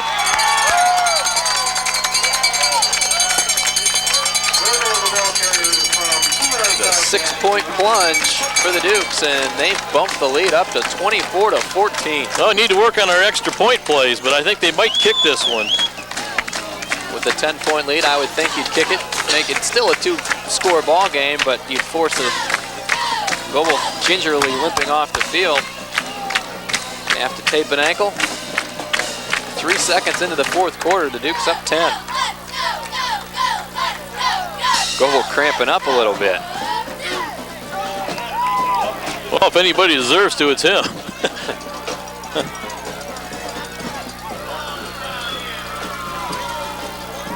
Martin, plenty of distance on this one, and it's good. The Dukes up 25-14, 11:57 to play here in the ball game, and we're going to keep it right here. Well, Josh, not only is the offense just come alive, but the defense has done a nice job. Now Clearview's in a position where they know they can maybe come down here and put a drive together and score, but they have to figure out how to stop that Wellington offense, and they just haven't done a very good job of that. They haven't been able to do it, and I don't think they can do it. In all honesty, the only time the Dukes have sputtered is when they fumbled the football. Dave Haswell in the first quarter fumbled one at midfield, and also a center exchange caused the Dukes to have a 4th and long when they were, about 3rd and 7, and they fumbled the football. That was the only time that Clearview's been able to stop the Dukes, and that's because Wellington has stopped themselves. Well, the Dukes in the first half were on their heels, and now they've reversed the role. We got kind of a guy's fighting for the ball down here. Fumble, jump on it. He got it.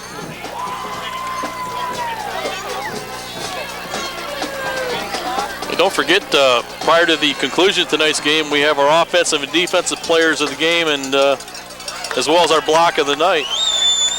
Awards are sponsored by Mark Kirchmark Construction and Best Fence, Matt McMahon, and the fullbackers and Charles Ross. There's a lot of deserving candidates on the offensive line tonight. Drew Martin to kick off. I believe there was an offside. Offsides. Why is he kicking in the air? Why is he kicking period?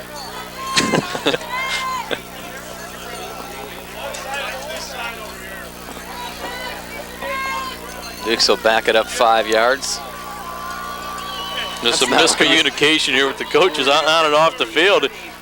They're questioning why he was kicking in the air. They want him to kick it down low and don't give a chance for a big return. Well, Drew Martin trying to get the kick from the 40 again, and he has the tee set up. He's going to have to move it back 5 yards. Drew put the tee back at the 40, tried to fake the ref out like. Hey, why not?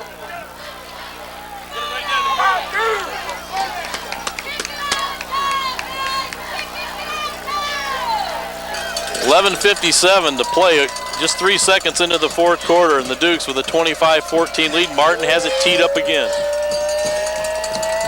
Sally back deep, but if he gets it, I might be leaving.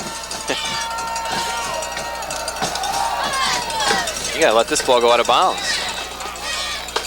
Boy, nobody had a chance to catch that one. That was out of bounds on the fly.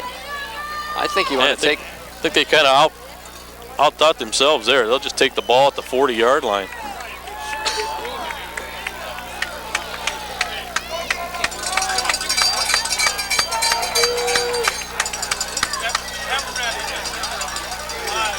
All right. Well, you're certainly going to see the ball in the air, but you do have to be aware of the draw play. The difference so far in the second half, Josh, is we've got pressure on the quarterback. And in the first half, if you remember, even on the long touchdown pass, the 78-yarder, Smith had all day to throw, set up, and fired a bullet. But the second half, the defense has made some nice adjustments, and they're going after him a little bit more. There's still plenty of time in this football game. You don't want to get. You almost have to just give up the running game altogether, I would think. Smith back, throws it, caught.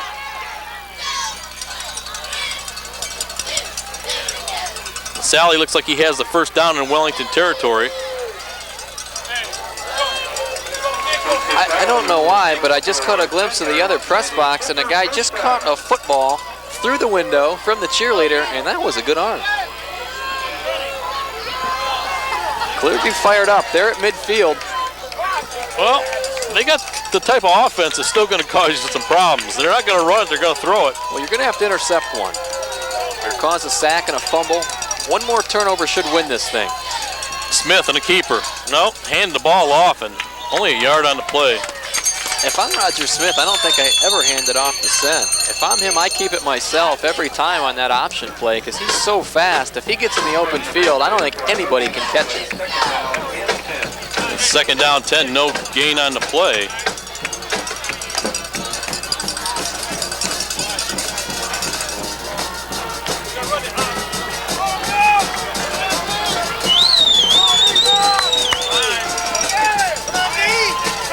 Smith back to pass, short drop, has time, steps up, fires a bomb, has a man wide open. Sally dropped it.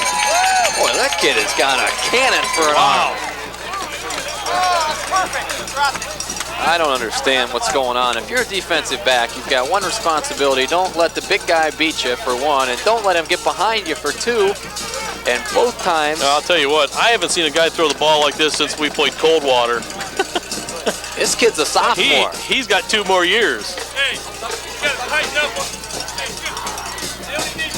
I mean, he stands up there, and he's a little guy, but he fires that ball. Third down 10. A lot of time here. Clippers taking a lot of time, Josh. You got to watch Buckosh. Buckosh has been the go-to guy, and he's going out right here. Screen pass. He's going to go deep. It's up for grabs. Oh, offensive interference. Nice job by Cody Kidd.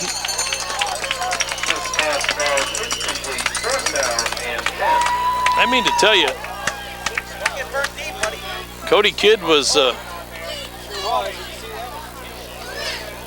We have a penalty. I believe there is a penalty flag, and it's going to be holding maybe on the Dukes. Buckosh was being held off the line. I don't know if that's what they're going to call or not, but if that is, it's an automatic first down. It's against Clearview.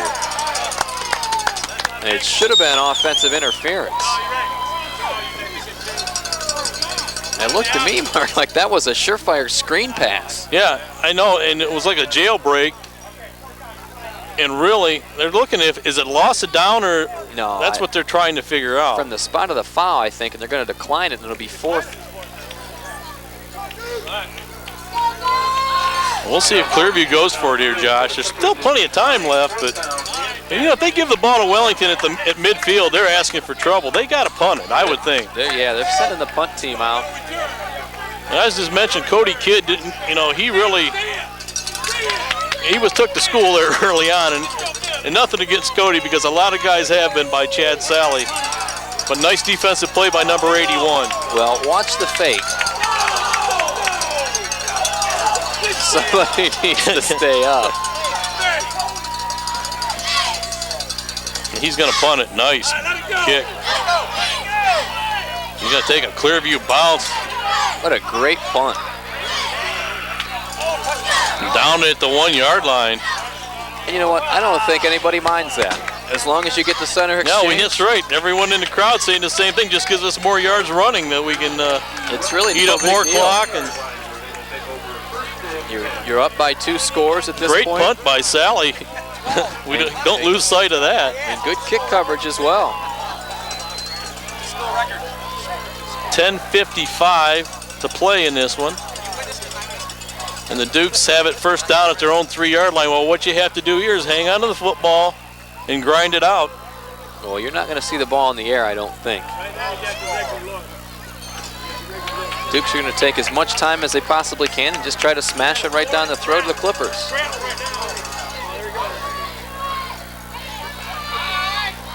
But you do have to be aware. Is Dan Goebel on the field? Because he is suffering some cramps the last offensive series after his last touchdown. And right now, I think he's going to be a pretty good decoy if they wanted to go one of the Davis ways.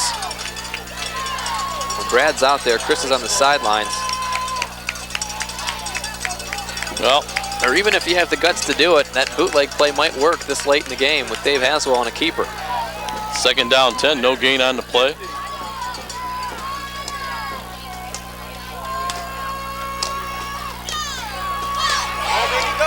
There's yards there. Haldeman? Yeah. That was Davis. Sorry about that. That's shielded by the pole.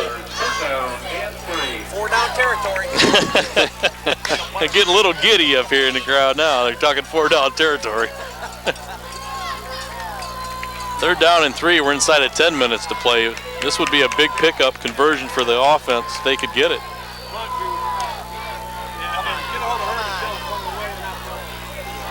Hard count. First down. Go ball.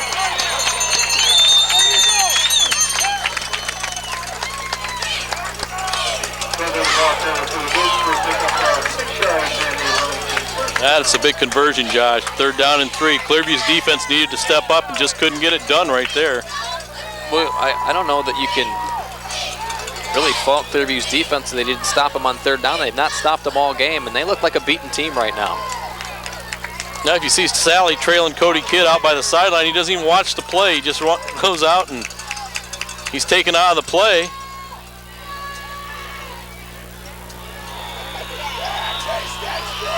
Now you got to watch for Clearview trying to strip the ball. That's what they have to do. They got to gamble a little bit. Goebel picks up 2 yards and everyone's depressed over here. I think Dave Haswell, as good as he handles the ball, if he could stick one on his hip pad, the football is about the same color as the Duke pants. You can't hardly see it, and he has a whole lot of real estate that the defense is really starting to over-pursue. And that's what happens when you run it up the gut like the Dukes have. 2nd down, 8. 8.5 to play. Now this time they try to go wide and didn't fool Clearview on that. I think it was Davis on the carry. Brad Davis to the 29 or 19-yard line. Brings up a big 3rd down and 8.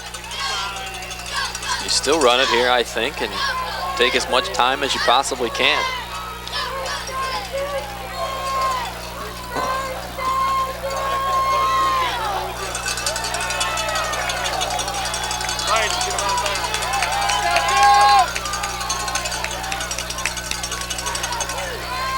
Haswell rolls out, looking, gonna run. Little 360 at the end. Close to the 1st down marker. No, it'll be a 4th down. But now you have to key on Herman Shreves. Herman's the punter. They might measure. Crowd wants them to go for it. If I'm Clearview at this point in time, I don't leave anybody back deep. I go after the punt rush if I'm Clearview if the Dukes don't get this 1st down. They're going to measure here. I think with 7:29 in the game, there's really no reason. The Dukes are going to punt it out of bounds anyway. If you send Chad Sally back deep to try to return this punt, I think you send him on the corner. He's been real close to blocking a couple of extra points. I think you send him after the punter. I'll tell you, it's close. 4th down. Dukes are forced to punt. I don't know, Josh. Oh, there's no way you can. Well, I guess there is a way. Herman Shreves ain't coming on the field. Dan Goebel is. Well, they're going for it, and this is the season. And if the Dukes pick this 1st down up, I think this could be. Well, they might try to just call offside, but I'll tell you what, they haven't gotten this for negative yardage too many times here. Well. 4th down and 1 at your own 27-yard line. This is why Matt Stoll This is bizarre. Matt Stoll makes the decisions, and he's confident in his guys. Quarterback keeper. Nope, they're going to try to draw him offside. Oh, jeez, look at that. That's a 1st down. What a surge. What a surge. Well, I'll tell you what. I'm telling you what, it takes takes a little bit of moxie if you're going to call. Well, you know, a lot of confidence in that offensive line. Wow. Keeps all the naysayers in the stands, I guess. And once they spot the 1st down marker or the ball, the clock will start.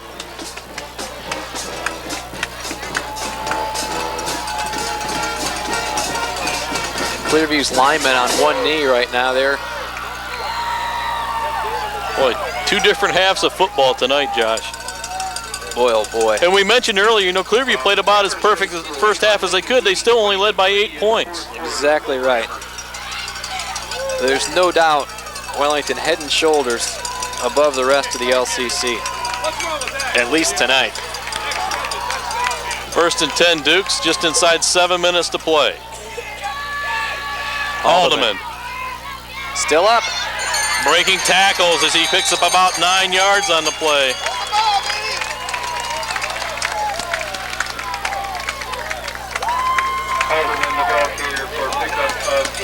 You know what, Wellington, I don't even think they're concerned about trying to score anymore. I just don't think that Clearview is going to get the football back.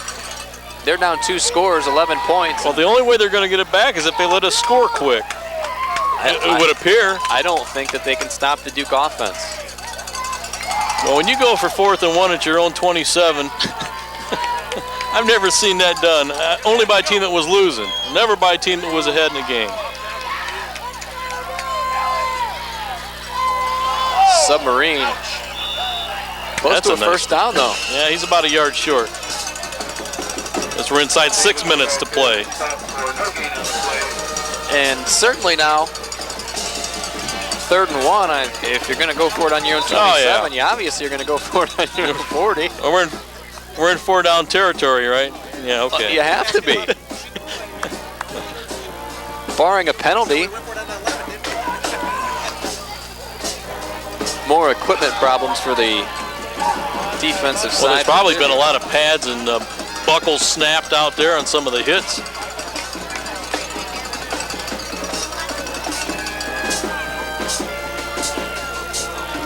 Third down 1, 5:32 to play.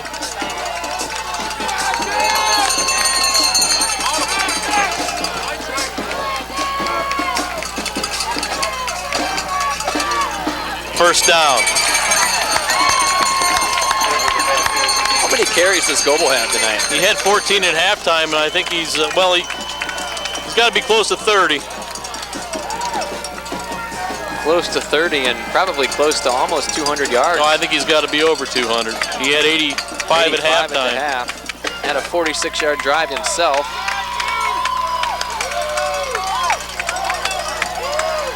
Approaching the 5-minute mark. Dukes on the move once again.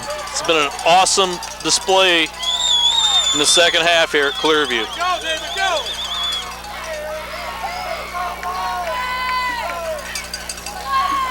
Second back through is Brad Davis. Out over the 45 to the 47-yard line. And you recall Clearview had to call a timeout early in the second half. They only have 2 left. Right now, all that could do is stem the tide temporarily. It's not going to matter. They're not going to get the football back, I don't believe. If Wellington picks up 2 more first downs, Clearview won't get the ball back. This drive started on their own 3-yard line. And there was a lot of time on the clock, and Duke's still yet to get to midfield. 4:14 to play. Second down 6. Handoff. Haldeman.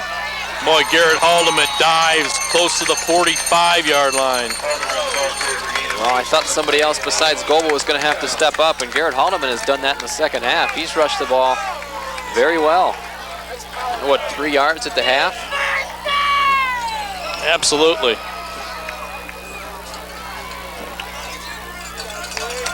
Garrett Cole brings the play in. We're inside 4 minutes.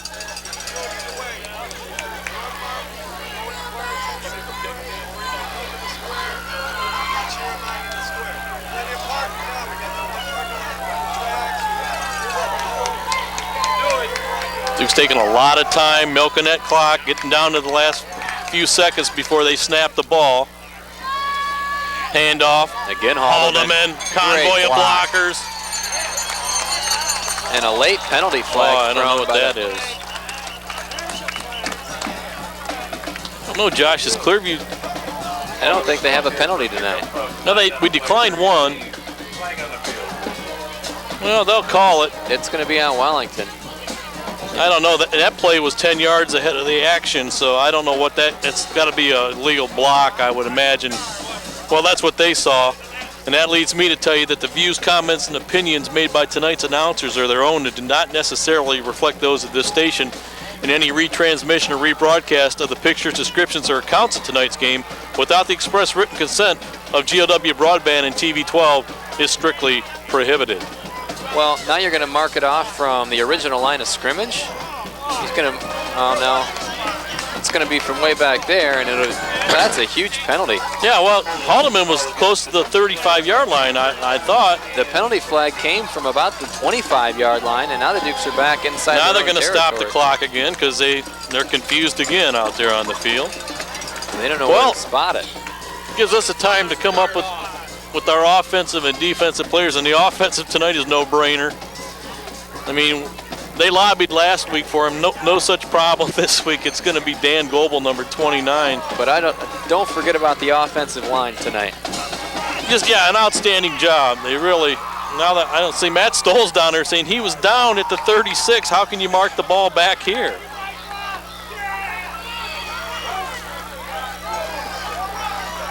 Or actually, it's Coach Rollins down there. Yeah, they're certainly having all kinds of trouble spotting the football in there. Now they're... Well, defensive was a tough call tonight too, Josh. For defensive player of the night. I'm going to go with, we're going to go tonight, I think, with Steve Greer, number 62. A Southview transfer from a year ago. Let's not forget about that. He came from Southview, so ask him about some Lorraine roots tonight if you get a chance. And the block of the night coming up after this play. Davis, outside. Big yards. Under 3 minutes now to go, and I would probably... I think our block of the night's going to go to... and really it could be anybody. Number 58, Chris West, is going to get the block of the night. Chris West with the block of the night tonight. So congratulations. 2:53 to play. Duke's looking at a 2nd down and 2.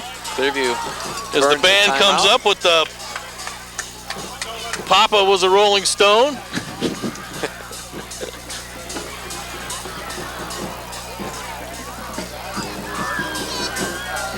What a performance by that offensive line in the second half. Just amazing.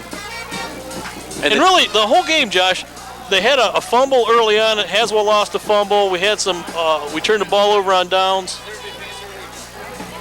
And pretty much just dominated at the line of scrimmage the entire night.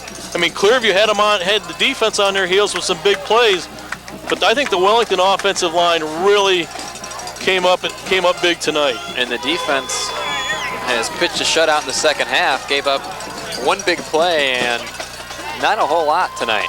2nd down 2. Clippers down to 1 timeout left, and there's a 1st down. Haldeman again. But Garrett Haldeman having a great ball game in the second half. Giving Goebel a much-deserved. And with this win tonight, and I think we can say that now with the Dukes up by 11 with 2:45 to play, this will clinch a tie for their 4th LCC championship in a row. And next week, the final game at home for the seniors. Right, against Firelands, and also will knock Clearview out of the title chase with 2 losses. But a valiant effort by Clearview. You know, they showed that they could play for a while with us. They're not there yet, but they're close. Real close. And with Roger Smith at the helm for 2 more years, this is going to be a pretty good team. Yeah, they'll lose Sally, and that's a big weapon they will lose. But you're right, Roger Smith can make a lot of things happen. Roger Smith will make a lot of people forget about Chad Sally. Very impressed with that young man. I would have to think he's going to be running the football next year. I don't think, as good of an arm as he's shown tonight, I don't think you put the ball up when you got speed like that. Down to 1:47, clock's moving. Duke's 2nd down and 9.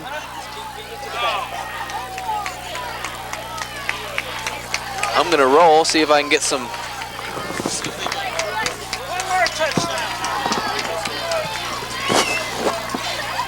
Handoff.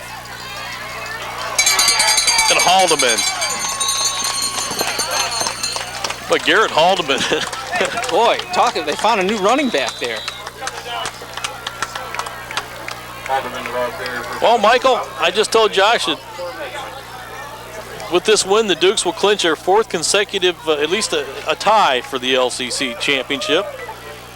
As Clearview calls timeout, we'll keep it right here. Hats off to them. You know, at halftime, a lot of people that I went down and talked to were just stunned. What are we going to do? How are we going to stop this attack, you know? And the defense made some big stands early on, and it was Dan Goebel taking over the show after that. Boy, and credit the offensive line. They just came out and dominated the second half. As it appears, Clearview just ran out of steam. They just... Well, like you said, even in the first half, when we only put 6 points on the board, the offensive line was really, you know, Goebel had 85 yards rushing at halftime.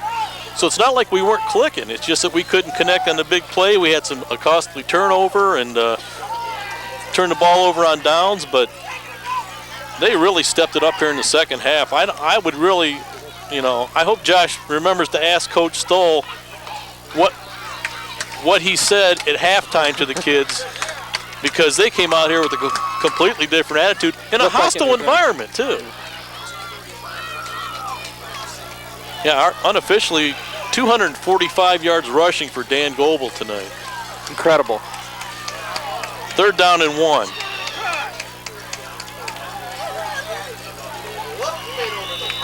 Goebel trying for the first down. Looks like he'll have it.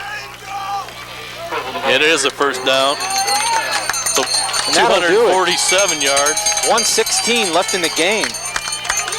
This drive started on the Duke's 3-yard line. And who would have thought it at halftime? We thought we were going to be in a dogfight. The way they put 14 points up on us real early. It's been all Wellington the second half. 19 unanswered points inside of a minute to play. Haswell downs it. And the Wellington Dukes have clinched a tie for their 4th consecutive Lorain County Conference title with a huge win tonight at Clearview. And next week they'll try and go for the whole enchilada. At Firelands, or at home. At home against Firelands. Haswell will have to take one more snap. And that'll be it. That will be it. 7 in a row for the Dukes after an 0-2 start. Who would have believed it, Bake? An excellent position now to finish out the regular season, undefeated in conference play, and Wellington coming into tonight with 2 wins with a guaranteed lock for the playoffs.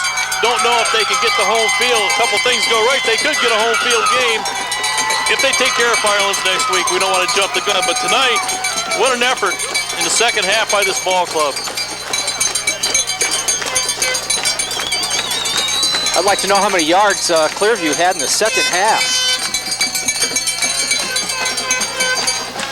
Well, there wasn't a lot. They had total yards in the first half. They were what, around 200? Well, the quarterback had nearly 200 himself in the first half, throwing the ball and running the ball. But boy, they really did a nice job shutting down that passing attack, and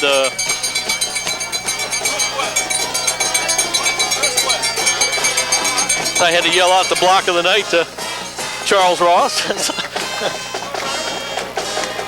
But congratulations to Matt Stoll and his coaching staff and to the young men out on the field. Great effort, and really an outstanding ball game on both fronts. Clearview really gave it to us early on, didn't they, Mike? Boy, they really. I was impressed with their quarterback. He is quick. And he's only a sophomore. Duke's going to have to look at him for 2 more years. Absolutely. But he won't have Sally to throw to next year. No, he won't. He'll have to find somebody else. But I'm telling you what, they've made some huge strides in this program. You know, remember a couple of years ago we came over there, they just had a handful of kids out here playing. But they really... Well, they had 16 out? I think it was 16 guys on the sidelines. They had some coaching problems, but really, I don't think they have a whole lot to be ashamed of. They had us staggered against the ropes, and we just caught our second wind and came back and landed a few haymakers in that second half. I think the Duke's conditioning had to do a lot with it, and our line being able to eventually wear them down. Well, coming in tonight, we had the stronger team. That was no question about that, but it was all about the speed and the quickness of Clearview. Could we contain them? Early on, we couldn't. But as you saw, in the second half in particular, we just wore them out. And defensively, we're talking about we're going 4th down and 1 on our own 27-yard line. Are you And late kidding in the me? game, And I we're know. not losing? I mean, Matt Stoll, and he's not the type of coach who's going to rub it in someone's nose in it. He just had a lot of confidence in that line tonight and knew they could pick that yard up.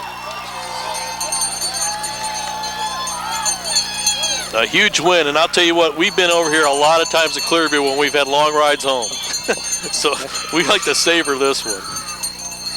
And Josh is going to have a real short ride home as the Dukes win, and he wins the 50-50. He's going to need an armored guard to get out of here tonight, and it's not going to be me.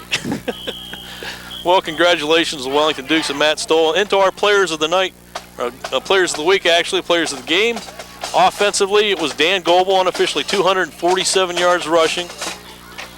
Defensively, it was Steve Greer, but it could have been almost anybody on that defensive line or linebacking crew. Jason Sinkinson, a nice game coming back off the injury. Boy, and that's impressive for him to be back. And how about the running of not only Goebel, but we had Chris Davis reemerging, and also Garrett Haldeman. Wait, what? And Brad Davis as well. We have 4 quality backs out there. And the good news for Wellington, all of them besides Goebel will be back next year. But it was Dan Goebel's night offensively tonight. Our block of the night went to Chris West, and we're getting ready to go down to the field. Some happy Dukes, and Coach Stoll, Josh has got interviews for Michael Young and our technical assistant, Walter Young. Josh Baker and Jake Baker on the field doing stats for us, and Bob Schlembaker with those great camera shots on the field as well. This is Mark Baker signing off from Clearview, where the Dukes win 25-14. Now down to the field for some interviews. Offensive player of the night, Dan Goebel, all over the place. 3 touchdowns, over 150 yards in the second half. And your offensive line, they earned their money tonight. They were blocking great. The holes are huge. Everyone was hitting their assignments. We were just running the ball great. And when we came out the second half, we knew we had to pick it up and just go down the field and score. And as long as we kept the ball out of Sally's hand, we know that we could have took a victory. Well, you kept the ball for the last 10 minutes of the ball game. Clearview was trailing by 2 scores, but you guys didn't give them the ball back, and I guess that's the best defense you can play, is a great ball control offense. Yeah, it was great because they never had a chance to bring their offense and score, so we were always on the ball. It was 97-yard. We started down at the 2-3 yard line. We had to bring it all the way back. It would have been 97 yards if we'd have scored. It's got to be extra special, a little bit sweet. 4th consecutive LCC championship. Everybody wrote you off after week 2, and you guys really have to be happy heading back home for senior night. Yeah, it's great. 4 in a row. We'll be on the wall in the high school 4 times from freshman year. Hope we can continue another 4 years. Is this one of the hardest hitting games you guys have played all season? Clearly, it was a great team. It was the hardest game we played this year. Well, congratulations. You got one to get, and good luck next week. Thanks. Defensive player of the night, Steve Greer. You've got some Lorraine roots, came from Southview transfer, and that kind of probably have some friends playing against tonight. That's true. I have a few out here. We came out first half. D played strong still, low rushing yards and everything. A couple big plays we gave up. Second half came out and we played like we usually do. Well, everybody knows about Chad Sally, Roger Smith, just a sophomore. He can run a little bit, but you guys finally got some pressure on him the second half and really shut him down, and from that point, second half, it was over. That's true. We had to find a defense that worked against his run. He was trying to run outside, running in the holes and stuff. We found a defense that could contain him, and he was going nowhere. 4th consecutive Lorain County Conference Championship, your second. This one probably extra special nice, the fact that you guys were 0-2 and everybody was kind of writing you off. Right, everyone got down on us first couple games, but we came back, come back strong in the conference and running out. Well, you got one win to get next week. You play Firelands at home. It's senior night, and hopefully that'll be a good springboard into the playoffs. Right, we're looking forward to that game a lot. Get us ready for playoffs, get the team together, get everything worked out. We need to get going. What turned the corner in the second half? Obviously, there were some adjustments made at halftime, but you guys were a whole different team in the second half. Right, it's got to be intensity. First half, D really wasn't showing that much intensity. Offensive line really wasn't doing that much. We came out second half. Offensive line they knew that they controlled the game. They just ran them over second half. That's what the key was. Well, congratulations and good luck next week. Thanks a lot. Boy, a big one tonight, and first of all, congratulations on another LCC title. But this was a ball game in the first half that Clearview played as good as they possibly could have, and you guys didn't do everything that you wanted to, but you still were only down 8 points, and really that has to be a credit to your ball club. They didn't give up when Clearview got up early. Yeah, he showed a lot of character again, and we've kind of been doing that all year, I think, after coming back, from the 0-2 start, and they didn't quit and played hard. The first half, what stopped us there, we fumbled, I think, and didn't convert on short yardage situations, but, we were moving the ball. And we knew at halftime that, hey, we just make a couple minor adjustments, run our plays a little differently. We just ran a trap the opposite way, and, obviously it worked. We didn't scream and holler at the kids. They knew what they had to do coming out there, and they did it. You got to give all the credit to those young men in there. They just have a lot of Duke pride.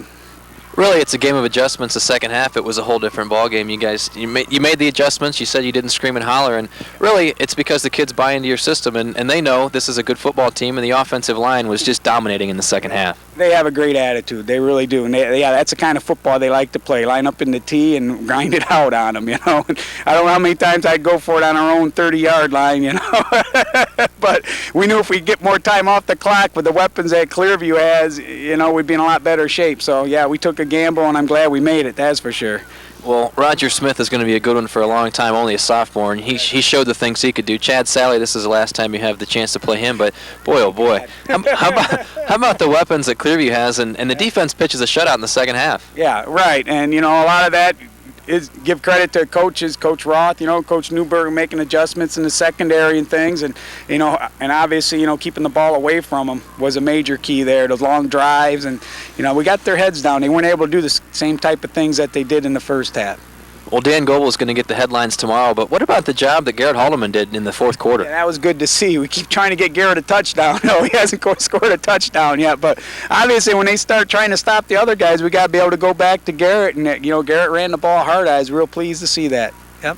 Well, it's going to be nice heading home next week knowing you've got at least a share of the LCC, but obviously you want to take it all yourself. Yeah, and we don't want to back in, to anything. That's for sure. That's a big game next week too, and hopefully, we're sitting real good for the playoffs now, and hopefully maybe we could get a home game that could, that game could depend on that too. So it's going to be a big game next week. Well, you brought the playoffs up. Usually you're talking to me about week 6, and you're saying, "Oh, playoffs, we got to worry about the next one." But the Lorain County Championship, and at least we got a share of that, so I can start talking that, I guess. But yeah, we just want to take care of business for our league first. Yeah. But you guys have really done a great job after week 2. Everybody was down a little bit. The community was thinking, "What's going on?" But after that point, you guys have really picked up steam, and now you're heading downhill, heading into the playoffs. Yeah, but then again, too, community and the people involved with the football program have so much support, and you just see a positive attitude about that, and the players see that, and they enjoy what we're doing. Never was anything negative, towards us or towards the team. Everybody just kept cheering, and it was great to hear the fans here tonight, and, hopefully we can keep giving them more to cheer about this year. Congratulations. Good luck next week. Okay, guys. Thanks.